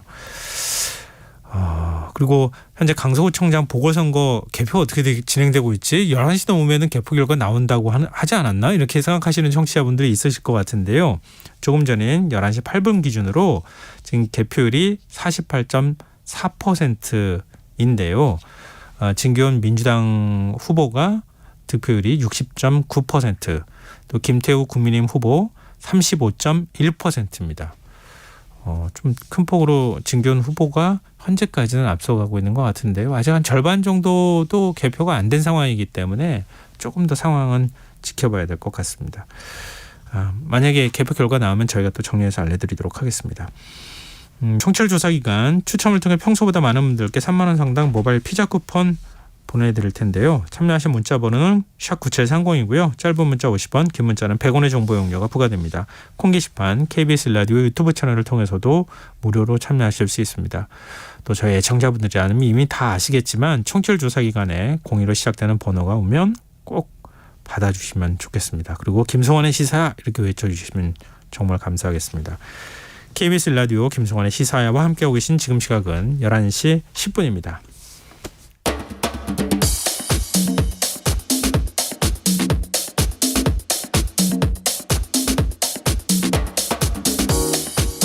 오늘 일어난 세상 곳곳의 소식들 당일 배송으로 전해드립니다. 밤참 뉴스 이영경 뉴스캐스터 함께하겠습니다. 안녕하세요. 네, 안녕하세요. 네, 아프가니스탄에서 지금 강진이 발생했잖아요. 네. 근데 지진이 발생한 지 나흘 만에 또다시 규모 6.3의 강진이 발생했어요. 예, 지난번 7일에 규모 6.3의 강진이 강타했던 아프가니스탄 북서부의 헤라트주에서 같은 규모의 강진이 또 발생을 했습니다. 예. 오늘 새벽 5시쯤에 헤라트주 주도인 헤라트 외곽 28km 지점에서 규모 6.3의 강진이 발생했고요. 진원의 깊이는 10km라고 미국의 지질연구소에서 보도를 했습니다. 지질연구소의 이야기를 인용해서 보도했는데요. 네. AP통신의 보도에 따르면 이번 지진으로 지금까지 80명이 다쳤고 산사태로 고속도로가 폐쇄됐다. 정부부 대변인의 말을 인용해서 전했습니다. 그리고 차하크 마을에서는 주택 700채가 붕괴했고 강진 후에 헤라트 북쪽 51km 지점과 북서쪽 24km 지점에서도 규모 5.0 그리고 규모 4.1의 여진이 이어졌습니다. 지금 구조 활동을 제대로 못하고 있다고 하는 소식이 외신을 통해서 계속 들어오던데 네. 현지 상황이 어느 정도로 심각합니까? 사실 저도 지진 소식 꽤 여러 번 전해드렸던 것 같은데요. 네. 상황이 열악해도 이런 보도는 제가 처음 접한 것 같습니다. 제 기억에 한해서. 이 정도로 처참해요. 예. 무덤에 시신을 묻었는데요. 그 시신을 다시 파내고 새로운 시신을 묻어야 되는 상황이라고 합니다. 이게 어떻게 벌어진 일이냐면 네. 이미 지난번에 있었던 강진으로 사상자 숫자가 4,500명을 넘은 것으로 추정이 됩니다. 근데 이미 최종 사상자 숫자가 확정 발표되기 전에 추가 피해가 발생한 건데요. 말씀드렸던 것처럼 아프간 정부가 수십 년 동안 전쟁으로 사회 인프라가 많이 무너진 탓에 사실은 기술자나 장비가 없어서 삽으로 이제 구호 작업이나 구조 작업을 진행해 왔었는데 네. 게다가 2021년에 미국이 아프가니스탄에서 철수하면서 탈레반 정권이 장악을 하고 있는 상황이라 국제사회의 도움을 받기도 굉장히 열악한 상황이었습니다. 그러니까 생존자들이 건물 잔해에 파묻힌 사람들을 끄집어내기 위해서 맨손과 삽으로 구조에 나선 것으로 전해졌는데요. 문제는 이제 겨울로 넘어가면서 식량도 부족하고 기온이 떨어지니까 사실 피할 것도 마땅치가 않은 상황입니다. 근데 어느새 강진이 발생한 지 72시간이 지나가면서 골든타임이 지나서 생존자를 찾을 가능성이 거의 희박해지다 보니까 구조 활동을 축소하고 중단하고 있습니다. 그리고 대규모의 장례식도 치러진 상황인데요. 그런데 마을에서는 시신들을 이제 담요에 싸서 새로 파낸 무덤에 묻은 것으로 전해지고 있습니다. 이제 시신을 묻으려면 장비가 네. 필요하잖아요. 네, 이제 그렇죠. 그 장비마저도 부족한 상황인데요. 이미 500개 이상의 무덤을 파냈고 살아있는 생존자들에게도 최대한 많은 지원이 필요한 상황이다. 예. 사람 한 명 한 명의 생명은 다 존엄한 것인데 네. 우주에서 바라보면 코딱지만한 진짜 아주 조그만한 지구 안에서 이렇게 많은 사람들이 불평등 때문에 한쪽에서는 뭐 전쟁이 일어나고 다른 한쪽에서는 지진으로 사실 도와줄 수 있는 상황이기도 한데 네. 도와줄 수도 없고 또 아니 도와주려고 해도 받아들이지도 않고 근데 국민들은 이렇게 사망하는 이런 현실을 어떻게 봐야 되나 좀 그러네요. 네. 말씀 듣다 보니까 우리가 도울 수 있는 방법이 있으면 정부에서도 적극적으로 검토했으면 좋겠습니다. 네. 뭐 우크라이나에 무기 지원하는 것도 좋고 뭐 여러 가지 뭐 지원하는 것도 다 좋지만 이런 곳에 지원을 먼저 해줘야 되는 거 아닌가 이런 생각도 드네요. 다음 뉴스로 넘어가 보겠습니다. 뭐 자연스럽게 얘기가 또 안 나올 수가 없네요. 네. 지금 이스라엘군이 닷새째 팔레스타인 무장정파 하마스와 무력 충돌을 지금 하고 있는 중인데 네. 양쪽 희생자가 벌써 2,000명을 넘어섰어요. 팔레스타인의 무장정파 하마스가 이스라엘 공격한 지 닷새째입니다. 가자지구 공습도 계속 이어지면서 양쪽의 피해가 늘어나고 있는데요. 사망자가 이스라엘 측에서 역대 최다인 1,200명, 팔레스타인 측에서 1,000명이 넘어가는 것으로 집계가 되면서 지금 사망자만 2,000명을 훌쩍 넘어가고 있습니다. 부상자도 양쪽을 합쳐서 8,000명이 넘는 것으로 파악이 됐는데요. 이스라엘군에서는 공습 과정에서 하마스의 고위 간부 2명이 숨졌다고 지금 주장을 하고 있습니다. 이스라엘에서 항공기를 동원해서 하마스가 있는 가자 지구의 최대 도시인 가자 시티 내에 70여 곳을 공습했다고 로이터 통신이 보도를 했는데요. 네. 이미 공습한 지역만 누적으로 따져도 2,000곳이 훨씬 넘습니다. 그러다 보니까 팔레스타인 주민 20만여 명이 집을 잃고 거리를 헤매거나 학교 등에 마련된 임시 피난처를 찾고 있습니다. 시체들도 영안실에 빼곡히 놓여 있고요. 희생자도 급속히 늘어나고 있습니다. 지금 현재 팔레스타인 자치정부의 외교부에서는 가자지구에서 민간인 거주시설 22,600채와 의료시설 10곳, 학교 48곳이 파괴됐다고 밝혔는데요. 지금 난민만 가자지구 내에서 25만 명, 그리고 SNS에서는 지금 이건 좀 논란이 될 만한 내용이긴 한데요. 이스라엘이 가자지구에 백린탄을 쐈다는 동영상이 확산되고 있습니다. 네네. 인체에 치명적이기 때문에 국제적으로 사용이 금지돼 있죠. 주거 지역이나 민간인들이 밀집해 있는 시설에. 이스라엘군에서는 이걸 뭐 썼다 안 썼다 아무 말이 없는 상황이긴 하지만 이게 인체를 녹이고 끄기도 어려운 아주 비인간적인 무기여서 민간인에게는 사용하지 못하도록 되어 있는 상황인데 언급은 하지 않고 있는 상황입니다. 점점점 격화되는 거 아닌가 모르겠어요. 근데 지금 가자지구에 무장정파가 지금 공격한 거지. 이 선량한 팔레스타인 가자지구에 사는 주민들이 그런 건 또 아니잖아요. 예. 근데 220만 명이 지금 감옥처럼 갇혀가지고 전기나 식품이나 이런 것들까지 전혀 공급하지 않고 있다고 하잖아요. 네. 그런 부분에 대한 관심도 좀 필요할 것 같네요. 근데 또 무엇보다도 우리 교민 안전도 걱정이 되는데요. 네. 일단 오늘 아침에 190여 명이 귀국을 했다고요? 예, 그렇습니다. 사실은 단기로 여행을 가신 분들이 지금 귀국을 지금 하고 있는 상황인데요. 네. 오늘 아침에 우리 국민 192명을 태운 대한항공 KE958 여객기가 인천공항에 들어왔습니다. 이스라엘의 텔아비브 현지에서 출발한 지 10시간 20여 분 만에 들어왔는데 가족분들은 얼마나 뜬 눈으로 밤을 새웠겠습니까? 예, 단기로 여행을 가신 분들이 많이들 돌아오신 상황이고요. 현지에도 한 800명 정도가 남아 있는 상황인데 속속 이제 귀국을 하거나 이동을 하도록 지금 얘기를 하고 있거든요. 우선은 일단 단기 여행객들 위주로 속속 돌아올 예정입니다. 대부분은 예루살렘 여행객들이었고요. 입국자들은 폭격과 같은 교전 상황을 목격하지는 못했다고 합니다. 네. 굉장히 긴장감이 흘렀다고 하고요. 탈출 인파가 몰리면서 이스라엘 공항을 빠져나오는 것도 순탄치가 않았다고 하네요. 취소되고 지연되고 그리고 두려움에 휩싸인 사람들이 빨리 빠져나가려고 하다 보니까 많이 어수선했다고 합니다. 정부에서는 현지에 머물고 있던 국민 60여 명이 어제 육로를 통해서 요르단으로 출국했다고 밝혔고요. 지금 남아있는 장기 체류 국민이 570여 명, 단기 여행객은 230여 명입니다. 생각보다 많네요, 아직도. 근데 지금 좀 전에 이 하마스가 이스라엘 수도인 텔아비브의 벤구리온 국제공항을 향해서 로켓을 발사했다는 소식이 들어와 있습니다. 예. 하마스의 군사 조직인 알카삼 여단이 성명을 통해서 이렇게 밝혔는데요. 알카삼 여단이 민간인에 대한 공격에 대응해서 벤구리온 공항에 로켓을 발사했다고 설명했는데 여기가 수도인 텔아비브에서 한 15km 정도 떨어져 있고요. 이스라엘에서 가장 큰 규모의 공항으로 알려져 있습니다.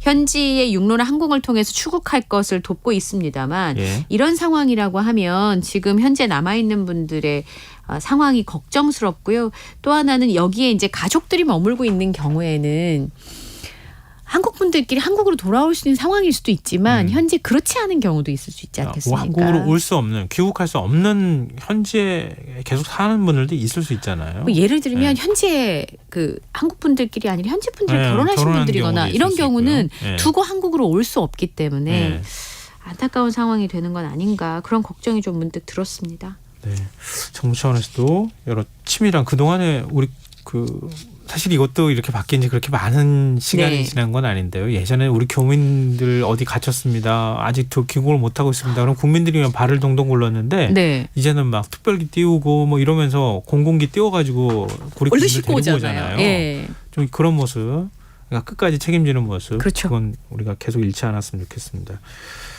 지금 여러분께서는 KBS 라디오 김성환의 시사회와 함께하고 계십니다. 밤잠수 계속 이어가겠습니다. 학교폭력 피해를 폭로했던 유튜버가 숨진 채 발견이 되는 일이 있었어요. 네. 유튜버 퓨이림 씨가 12년 동안이나 학교폭력에 본인이 심하게 시달렸다고 고발을 했습니다. 낮 12시 57분쯤에 부산시 부산 진구 초읍동에 있는 수원지에서 사람이 빠졌다는 신고를 접수를 했습니다. 그리고 사고가 발생한 지 3시간이 넘게 지나서 20대 여성의 시신을 발견해서 인양을 했는데요. 이제 신원 확인을 하고 유족한테 확인을 해보니까 숨진 여성이 유튜버인 퓨이림 씨인 것으로 확인이 됐습니다. 근데 오전에 자신의 유튜브 계정에 극단적인 선택을 예고하는 영상을 게재를 했는데요. 도를 넘어서 제 학교 폭력을 거짓이라고 주장한다. 제가 피고소인에게 꼬리를 쳤다며 꽃뱀이라고 말한다. 본인이 당한 학교 폭력이 근거 없는 주장이라고 비난하는 사람들에게 자신의 생으로 진실을 증명하겠다. 이제 더 이상 고통을 감내하고 이겨낼 힘이 없다면서 이제는 삶을 지속해야 될 그 어떤 것도 남아있지 않다라고 이제 마치 이것을 예고하는 듯한 영상이 게재가 됐습니다. 그러다 보니까 지금 이 주변 인물을 상대로 해서 정확한 경위를 조사하고 있는데요.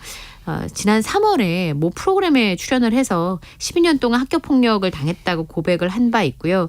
그리고 국민청원을 신청하면서 학교폭력의 공소시효라든지 사실적시 명예훼손 이런 것들이 이제 가해자에게 유리하게 작용할 수 있기 때문에 그런 법조항을 폐지해달라라고 하는 청원을 계속 해왔습니다. 명예훼손으로 고소를 당해서 경찰 조사를 앞두고 있는 상황이었다고요? 네. 양쪽이 지금 명예훼손과 모욕으로 고소당하고 이런 상황이었는데 유튜브 채널 무엇이든 표현하는 남자의 대표라고 합니다. 이 사람이. 한 단체의 소개로 퓨이림 씨를 알게 됐고요. 서로 견해차를 보였다고 합니다. 이게 어떤 부분인지는 현재까지 알려지지 않고 있는데 그러다 보니까 퓨이림 씨가 이 무엇이든 표현하는 남자의 대표로부터 4건의 고소를 당했고요. 또 퓨이림 씨도 이 남성을 상대로 이 대표를 상대로 경찰에 제출한 고소장이 7건 정도 된다고 합니다. 고소장이 접수된 건 지난달이고 아직 조사가 이루어지지는 않은 상태였는데 이 유튜브 채널의 대표는 서울에 살고 있는 모양입니다. 그래서 서울 관할경찰서에서 담당을 하고요. 퓨이림 씨는 지금 부산에 있으니까 부산에서 이제 이 사건을 처리를 해야 되는데 피고소인이 지금 사망을 했기 때문에 공소권 없음으로 종결될 것으로 보입니다. 그런 상황이고요. 이제 표혜림 씨가 사망하면서 비난 여론이 굉장히 커지면서 네. 10일과 11일에 걸쳐서 입장문을 냈습니다. 명복을 빈다라고 얘기를 하면서도 스토킹을 당했다는 주장도 거짓이고 문자 메시지 내역을 모두 공개할 수 있다. 법적 공방의 위기감을 느끼고 극단적인 선택을 한 것으로 보인다라고 하면서 범죄 혐의로 인해서 피해를 받지 잘못한 것은 전혀 없다라고 하는 주장을 하고 있습니다. 그리고 지금 이 표예림 씨의 가해자로 이 사람이 지목이 된 상황이어서 네. 신상이 온라인에 확산을 하고 있습니다. 그러니까 촉법 나이트라고 해서 가해자의 신상을 공개하는 그런 곳인데 이 학폭 피해자인 표예림 씨가 사망한 것에 대해서 피해자만 아까운 목숨을 잃었다고 하면서 끝까지 추적하겠다 실명을 지금 거론하고 있는 상황이에요. 근데 우리 이런 문제 나올 때마다 눈이 네. 좀 당부들이기도 하고 그러는 건데요. 좀 신상을 이렇게 막 공개하는 거 나중에 가서 오히려 처벌받을 수 있습니다. 좀 네. 주의하실 필요가 있을 것 같고요. 분노를 이렇게 마구 표출한다고 해서 그게 곧 사회에 선한 영향력을 미칠 거라고 사실은 좀 착각하면 안 되는 측면도 있거든요. 좀 조심하실 필요가 있을 것 같아요. 요즘에 뭐 하면 자꾸 이 예전식 표현으로 신상토리를 하는 이런 일들이 반복되고 있어서 좀 걱정이 되기도 합니다. 일단 좀 지켜보시면은 경찰이 수사할 부분들은 하고 할 테니까요. 네. 다음 수로 넘어가 보겠습니다. 이제 좀 분위기를 바꿔보죠. 세계 최고의 직장 뭐 이러면은 뭐 구글 가고 싶어요, 애플 가고 싶어요. 뭐 IT 업계에서는 그렇게 얘기들 했었잖아요. 네. 이젠 삼성전자 가고 싶어요 이런 얘기 나오겠는데요. 네, 4년 연속 1위를 차지했습니다. 그건 몰랐어요 사실은. 네, 삼성전자가 미국 경제지 포브스가 발표한 세계 최고의 직장 평가에서 4년 연속 1위를 기록했는데요. 네. 어떻게 조사를 하냐면 설문조사를 해요. 17만 명을 대상으로. 그리고 한국, 미국, 영국을 포함해서 50여 개 나라에 있는 17만 명을 대상으로 설문조사를 해서 추천된 4천여 개 기업 중에서 700곳의 순위를 발표를 했습니다. 네. 조사에 참여한 임직원들이 소속 회사의 사회적인 책임, 경제적 성과, 근무 여건에 대해서 응답을 했고요. 또 동종업계의 다른 회사에 대해서 추천 여부나 긍정적 이미지, 부정적 이미지를 평가를 했습니다. 그리고 조사의 전 과정에 기업이 전혀 관여할 수 없고 응답자의 익명성도 보장이 된다고 하는데 네. 말씀하신 것처럼 삼성전자는 2020년부터 2023년까지 4년 연속 1위에 선정이 됐고요. 상위 20개 기업 중에서 아시아 기업은 삼성전자가 유일하다고 합니다. 아마 동종업계에서도 인식이 좀 긍정적인 것 같고 임직원들의 만족도와 자긍심이 다른 기업에 비해서 높은 것 같다. 회사 측의 설명입니다. 전 삼성하고 아무 관계 없습니다. 네. 확 날았으면 좋겠어요. 그래서 우리 젊은 청년들도 더 많이 좀 일자리도 만들어주고 네. 더 많이 대우도 해주고 네. 그러면은 틀림없이 삼성전자가 더 나아지지 않겠습니까? 한국 경제도 좋아지고. 네.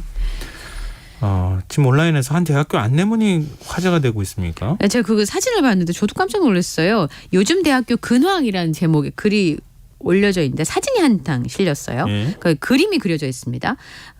이 무거운 짐을 들고 있는 어린아이의 모습이 그려져 있어요. 네. 만화처럼. 네. 그리고 빨간 글씨로 스스로의 힘을 믿습니다라는 글씨가 써 있습니다. 이게 뭐냐면 학사 관련 문의는 학부모님이 아닌 본인한테 직접 해주세요. 라고 적혀 있습니다. 네. 학사면 대학교 말하는 거잖아요. 네. 그러니까 자기 일을 스스로 하자라는 문구가 적혀 있어서 이게 무슨 내용인지 다들 술렁술렁 하실 텐데 대학 교직원들 사이에서 극성 학부모에 시달리는 사례가 나오고 있기 때문이라고 합니다. 예를 들면 대학생 자녀의 수강 신청을 부모님이 대신해 준다거나 대학교에 자녀 대신 항의 전화를 거는 부모님이 계시고 내 아이가 대학에 졸업을 하려면 무슨 요건인지 물은 다음에 우리 애는 공부해야 되니까 답은 부모님인 본인한테 해달라라는 경우가 있다고 합니다. 믿기지 않겠지만 회사에 전화하는 부모님도 있다. 대학생이나 돼서 학사 관련 문의를 부모님이 하다니 초등학생이냐. 이러다 수강 신청도 부모님이 대신하겠다 등의 다양한 반응이 있었습니다. 그리고 1학년의 경우는 좀 미숙해서 입학한 지 얼마 안 되면 좀 도와주실 수도 있지만 이런 부분에 있어서는 좀 문제가 있는 것 같아요. 예. 네. 말을 덧붙이기가 그렇습니다. 아니 뭐 부대 전화하시는 분도 계시답니다. 예. 하지 말아주세요. 제가 할게요. 이렇게 얘기 좀 해주십시오. 네, 자 밥잡수 여기까지 하겠습니다. 지금까지 이영영 뉴스캐스터와 함께했습니다. 고맙습니다. 감사합니다.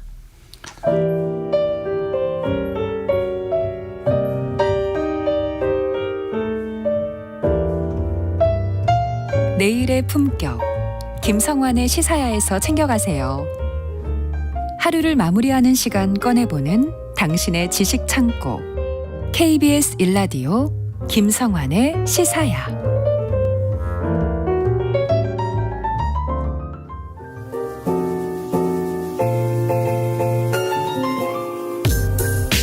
흥미로운 미술 세계로 안내해드리는 시간이죠. 미술랭 가이드 오픈 갤러리 홍지혜 디렉터 오늘도 역시 나와 계십니다. 안녕하세요. 네, 안녕하세요. 오늘 100원짜리 동전에 대한 얘기를 해주신다고요? 네. 갑자기 웬 동전이에요? 우리가 전에 지폐 속에 들어있는 그림에 대한 이야기를 나눈 적은 있었는데요. 네. 제가 그때 동전 이야기는 안 했어요. 맞아요. 왜냐하면 맞아요. 지폐는 종이이다 보니까 거기에 우리나라를 대표하는 겸재 정선이나 아니면 뭐 신윤복 이런 사람들의 전통 회화들이 인쇄가 되어 있는데요. 동전은 찍어내는 거잖아요. 네. 그래서 회화가 들어가기는 좀 어렵거든요. 그렇죠. 네, 10원에는 다보탑, 50원에는 쌀, 그리고 100원에는 이순신, 500원에는 학. 이 중에서요, 100원짜리 동전에 있는 그 이순신 도안이요, 바로 화가 장우성이 그린 그 영정에서 따온 겁니다. 그래서 미술과 좀 관련이 있어요. 오, 그렇군요. 네. 근데 최근에 장우성 화백의 유족들이 이 영정 이미지의 활용에 대해서 지난 40년 동안의 사용료를 받아야 한다라고 주장을 해서 화제인데요. 오늘 이 사건과 함께 표준 영정이나 저작권에 대한 이야기 한번 나눠보고자 합니다. 이게 미술계에서는 화제가 됐을지 모르지만 네. 전혀 몰랐어요. 그렇죠. 네. 네. 그 이순신 영정이요. 월전 장우성 화백이 원래는 1952년에 최초에 그린 그림이 있는데요. 네. 이게 20년 후인 1973년 박정희 정권 때 네. 국내 첫 이순신 표준 영정으로 지정이 되었어요. 한국은행이 그리고 이제 100원짜리 동전에 이순신 도장을 도상을 넣기로 하면서 네. 애초에 표준 영정을 그렸던 그 장우성 화백에게 요청해서 75년에 새로 제작을 했고요. 영정을. 그러니까 이순신 장군 약간 얼굴이 이렇게 갸름하면서 네, 맞아요. 수염 이렇게 나고 네, 이렇게 딱 100원짜리에 들어있는 그 모습 있죠. 온화해 보이는. 이렇게 두 팔 이렇게 도포 안에 이렇게 집어넣는. 네, 네, 맞아요. 그게 맞습니다. 그 네, 그림이 차분한. 이거예요? 네, 그 이미지가 바로 이제 75년에 새로 제작을 했는데 100원짜리에는 지금의 이순신 영정 도안이 사용된 것은 1983년부터거든요. 네. 그러니까 올해가 이제 2023년이니까 40년 동안 쓰지 않았냐라고 하는 거죠. 한국은행이 이 최초로 이제 그 초상을 도안으로 의뢰를 했을 때 네. 75년 당시에 그냥 뭐 무료로 사용을 했던 거는 아니고요. 예. 당시 돈으로 작품까지 소장을 하면서 150만 원을 지급을 했어요. 아, 돈을 주긴 줬어요? 네. 근데 문제는 네. 계약서가 사라지면서 사라진 건지 사실 애초에 없이 구두 계약을 한 건지는 잘 모르겠는데 한국은행에도 없어요? 네. 양측에 다 계약서가 없어요. 그래서 당시 계약 기간이나 조건을 확인할 수가 없다는 건데요. 네. 유족들은 화폐 영정을 소장한 거 말고 주화에 사용한 것에 대한 40년간의 저작료 사용권료를 따로 받아야 한다고 주장을 하고 있고 예. 한국은행은 저작권 자체를 넘겨받은 거다 이렇게 주장을 하고 있는 상황이거든요. 예. 유족들이 21년 10월에 그러니까 벌써 한 2년 정도 됐죠. 서울중앙지법에 한국은행을 상대로 소송을 제기를 했고 예. 이 2년간 미뤄온 1심 판결이 이달 중순에 나올 예정으로 다시 관심이 좀 집중이 되고 있는 상황이에요. 미술계에서. 1심 판결 나오면 이거 기사 되겠는데요. 보니까. 그렇겠죠. 근데 1975년도에 150만 원을 줬다? 네. 지금 돈으로 가치를 따지면 어느 정도 되는 거예요? 네, 그 150만 원이 요즘 가치로 환산을 하면 약 1,700만 원 정도의 가치라고 해요. 얼마 안 되네요. 어떤 면에서는 얼마 안 되기도 하고 어떤 면에서는 뭐 작품 가격 치고는 비싼 거 아니야? 그럼 저작권 사용료까지 받은 거 아니야? 뭐 이렇게 생각할 수도 있고. 동전 찍어내는 게 이게 몇 개예요? 그렇기는 하죠. 양이잖아요. 지금까지 40년간 찍어온 걸 생각하면. 네. 계약서가 양측에서는 모두 사라졌기 때문에 이 소송의 그 포인트도 그거예요. 요즘 가치로 1,700만 원 정도가 그러니까 당시에 150만 원이 저작권 전체를 양도할 만한 금액이었을까? 이거를 두고 법적 공방이 벌어질 것으로 예상이 되는데요. 100원 주화에 사용된 영정은 애초에 한국화로 그린 그림이었고 네. 현재 한국은행이 소장을 하고 있는데 네. 유족들은 이 그림으로 된 영정 원본까지 반환할 것을 요구할 수도 있다. 이렇게 이야기를 하고 있습니다. 아니, 그거 기부를 하던가 아니면 판 거 아니에요? 근데 그 영정 다시 되돌려달라고 하는 게 이게 성립이 되나요? 그러니까 이제 그 저작권료까지 생각을 해서 저작권료를 안 줄 거면 원본이라도 달라. 1,700만 원이 만약에 저작권료, 1,700이 아니라 150만 원이 저작권료에 대한 금액이었다고 할 거면 그러니까 영정이라도 달라 이런 장우성 거죠. 화백이 그런 건 뭐 부인하기 어려운데 네네. 계약서도 없고. 네. 그러니까 우린 준 적이 없다. 네. 그러니까 다시 후손들한테 되돌려달라. 네. 라고 해도 된다. 어떤 면에서는 그럴 수도 있겠네요. 어떤 면에서는. 근데 당시에는 저작권에 네. 대한 개념이 지금 같지 않았을 것 같은데요. 맞아요. 요즘에도 그런 질문을 하는 분들이 여전히 있으시거든요. 여전히 저작권에 대한 개념이 사실상 미술계에서 뭐 공부를 한 사람이 아닌 이상 헷갈리기가 굉장히 쉬워요. 네. 특히 가장 헷갈려하는 것이 내가 이 그림을 사면 이미지도 마음껏 사용해도 되냐 이런 거거든요. 근데 기본적으로 청취자분들께서도 아시면 좋을 상식은 저작권이랑 소유권은 다르다. 두 개는 분리된다. 네. 이 점만 기억을 좀 하시면 좋을 것 같아요. 예. 그리고 저작권을 양도를 받더라도요. 원저작자의 저작권은 기본적으로 살아 있습니다. 그러니까 양도를 받으면 공동으로 가질 뿐 이거를 내가 완전히 가져가고 저 사람한테는 뺏을 수는 없다는 거죠. 작가한테 계속 남아있는 거다. 맞습니다. 예. 좀 더 설명을 드리자면요. 작품을 구매한다는 것은 내가 소유권을 갖는다는 의미이거든요. 네. 나중에 작품을 되팔 때 그 작품의 차액에 대해서는 소유권자인 내가 모두 권리를 갖죠. 그래서 작품을 팔았을 때의 차익을 원저작자와 나눌 필요는 없거든요. 그러니까 내가 소유했으니까 작품을 어디에 어떻게 걸어두든 그것도 내 마음이고요. 네. 근데 단 작품을 걸어두는 게 상업적인 용도가 아닐 경우에 한해서입니다. 근데 작품을 걸어두는 것 자체가 상업적인 용도인 경우가 사실 많지는 않아요. 네. 예를 들어서 말이 안 되지만 작품을 걸어두고 사람들이 와서 감상을 할 때마다 돈을 받는다. 그 작품에 대해서. 네. 이러면 문제가 될 수 있는 건데 현실적으로 그런 일은 거의 없는 거죠. 상업 매장에서 가구를 돋보이게 하기 위해서 그 소유한 작품을 쇼룸에 걸어두고 가구를 같이 배치하는 경우들이 있거든요. 네. 사실 이거는 문제를 삼을 경우에는 애매해질 수가 있기는 해서 예. 미리 작가에게 고지를 하거나 아예 뭐 계약서까지 쓰는 것까지 추천을 드리기는 하는데요. 사실 단지 걸어두는 것만으로 거의 문제가 되지는 않고요. 대신에 이게 문제가 되는 경우는 그런 쇼룸을 찍어서 인쇄하거나 아니면 어딘가에 그 포스팅을 올릴 때 2차 저작권의 문제가 되는 것이 더 큽니다. 2차 저작권이라고 하면은 뭐 도서 같은 경우에도 네. 책 저작권이 있잖아요. 네네. 근데 뭐 예를 들면 이북을 만든다거나 네. 아니면 그 도서를 기준으로 해서 다른 뭔가를 또 만든다거나 맞아요. 그런 예를 것도 들어서 발췌해서 그 문구로 뭐 포스터를 만든다거나 엽서를 만든다거나 요즘에는 이런 거 다 그것도 2차 저작권 저작권이죠. 계약할 때 다 집어넣더라고요. 보니까. 맞아요. 요즘에는 그래도 저작권에 대한 개념들이 우리들은 잘 모르더라도 그 업계에서 일하는 사람들은 해당 맞아요. 저작권에 대한 그렇더라고요. 개념들이 많이 있는데요. 예. 2차 저작권이라고 하면 말씀하신 대로 원 저작물을 활용해서 변역이나 각색 혹은 뭐 영상 제작 등의 방법으로 작성한 창작물 그러니까 원본이 아닌 다른 창작물을 2차적 저작물이라고 하고요. 네. 이러한 2차 저작물을 이용할 권리를 2차 저작권이라고 합니다. 그러니까 쇼룸에 작품을 걸어두는 것만으로는 새로운 창작물이 나오는 건 아니니까 크게 문제 삼을 일이 거의 없는데 네. 이 전경을 사진으로 찍어서 온라인 사이트에 게재한다거나 혹은 인쇄해서 상업용 팜플릿을 만들면 그게 2차적 저작물이 될 수가 있는 거죠. 네. 혹은 뭐 영상 촬영을 해서 상업용 CF 영상을 만든다. 예. 이런 경우에도 문제가 될 수가 있는 거고요. 그래서 보통 작품 구매와 함께요. 그러한 활용을 하려는 경우에는 그 작가와 별도의 저작권 관련된 계약서를 써야 하는데요. 예. 보통은 특정 조건에서 쓸 수 있는 그 저작권을 명시를 하는 게 일반적이고 예. 어떤 조건에서든 마음대로 쓸 수 있다. 이렇게 하더라도 아까 말씀드린 대로 저작권을 완전하게 뺏어오는 건 아니고 저작 권리를 그 동시에 갖는 그런 개념이 될 것 같아요. 우리 그런 거 있잖아요. 옛날에 음악 CD 제가 샀다고 해서 네.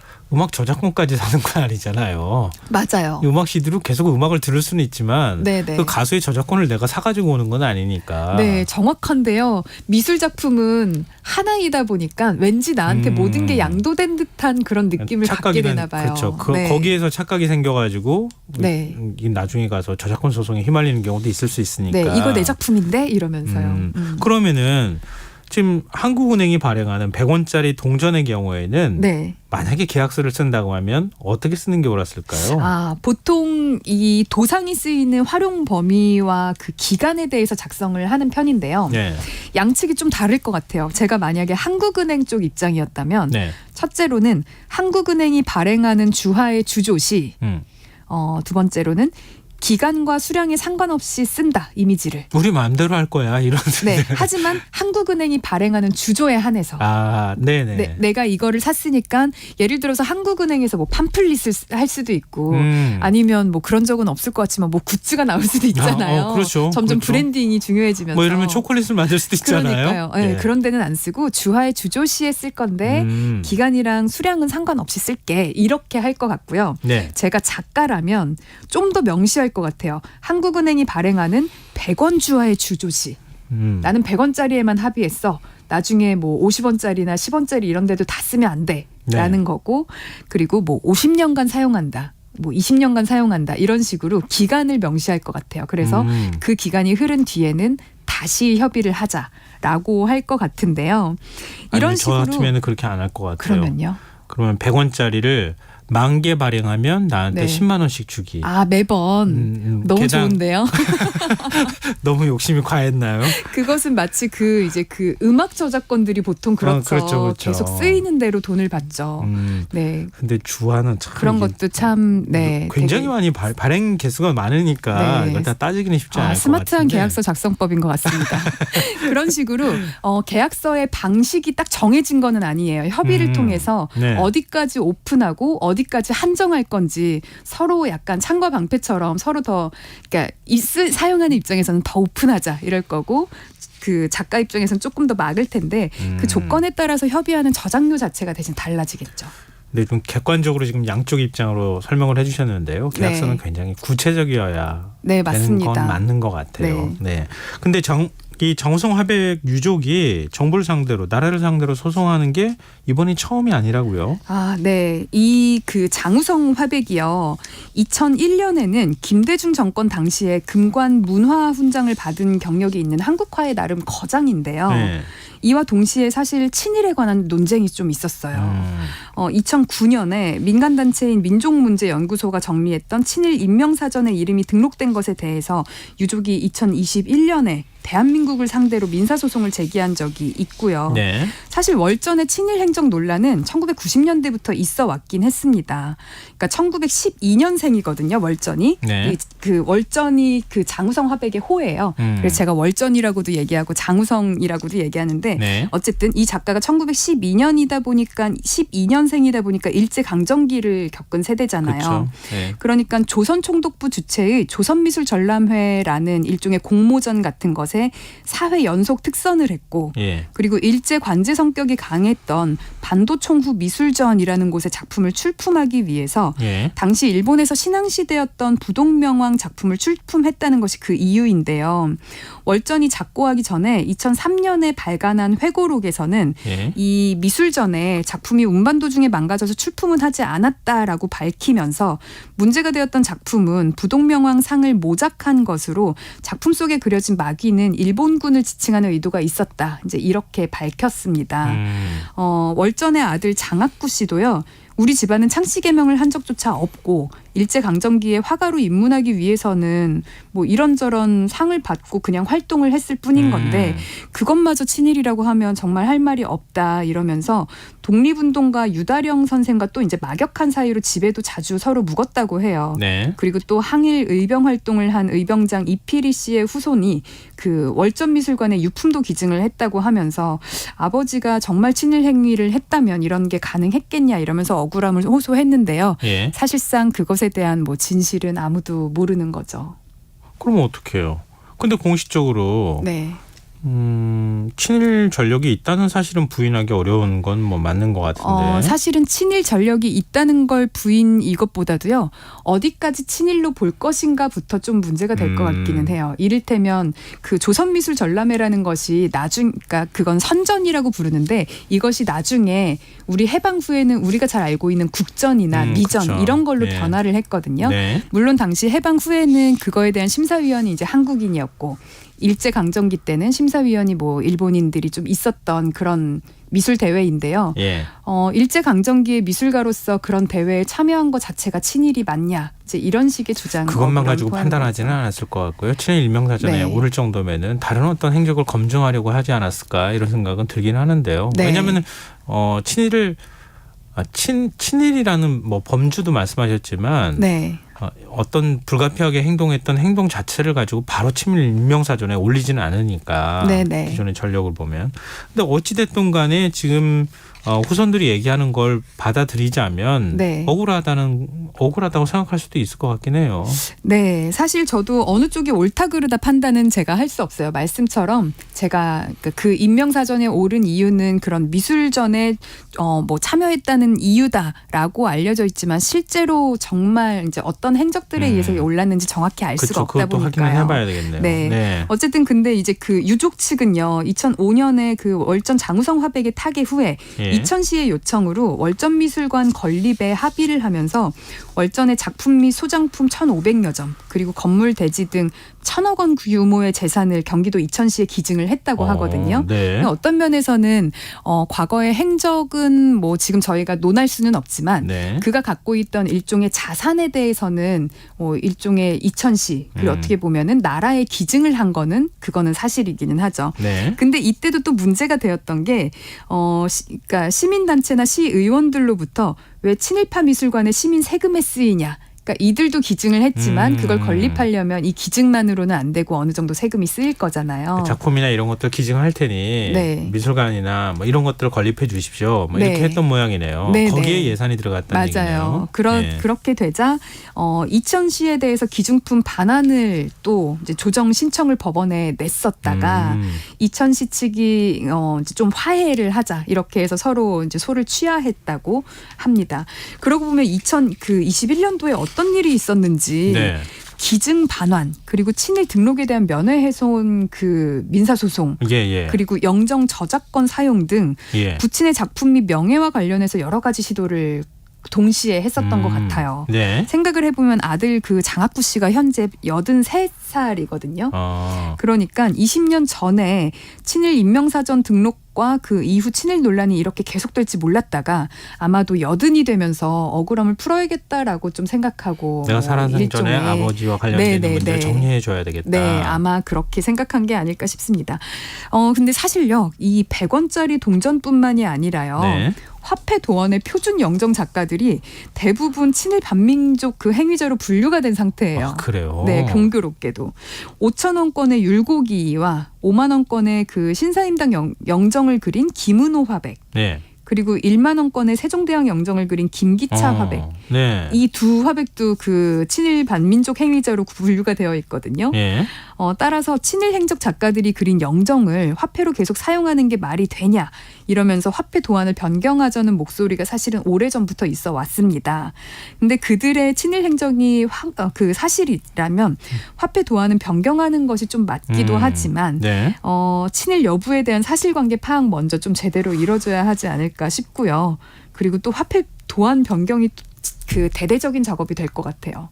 만약에 진행을 하게 된다면. 네, 뭐 엄청나게 사회적으로 네, 동전뿐만이 아니라 지금 모든 지폐를 다 바꾼다면 이순신 장군의 얼굴이 달라지는 거잖아요. 네. 받아들이는 국민들 입장에서도 굉장히 어색한 측면이 있을 것 같긴 한데, 근데 공교롭기는 해요. 어떻게 네. 다 친일 행위자로 분류가 되는지. 네, 그래서 아까 이제 그 단순히 미술 그 상에 뭐 참여했다는 것만으로도 친일 행적으로 분류되지는 않았을 거다라고 말씀을 하시기는 했지만. 저 또한 그 조건을 면밀하게 모르기 때문에 그냥 단지 그 거기에 올랐다는 사실만으로도 뭐 확정을 하기보다는 우선은 어떤 뭐 행동들이 있었고 이게 맞냐 이제 이런 거부터 같이 좀 따져보면 좋지 않을까 하는 생각이 좀 들더라고요. 그런데 우리가 과거에 사진을 찍어놓고 그걸 영정으로 만든 게 아니라 어쩌면 역사 기록 좀 근거를 가지고 상상을 통해 가지고 이미지를 만든 거잖아요. 근데 그걸 표준 영정으로 지정하는 건 어떻게 보세요? 사실상 그러니까 그냥 사회적 합의인 셈이죠. 근데 그때는 안 물어봤을 것 같은데요. 사회적인 합의를 안 물어봤어요.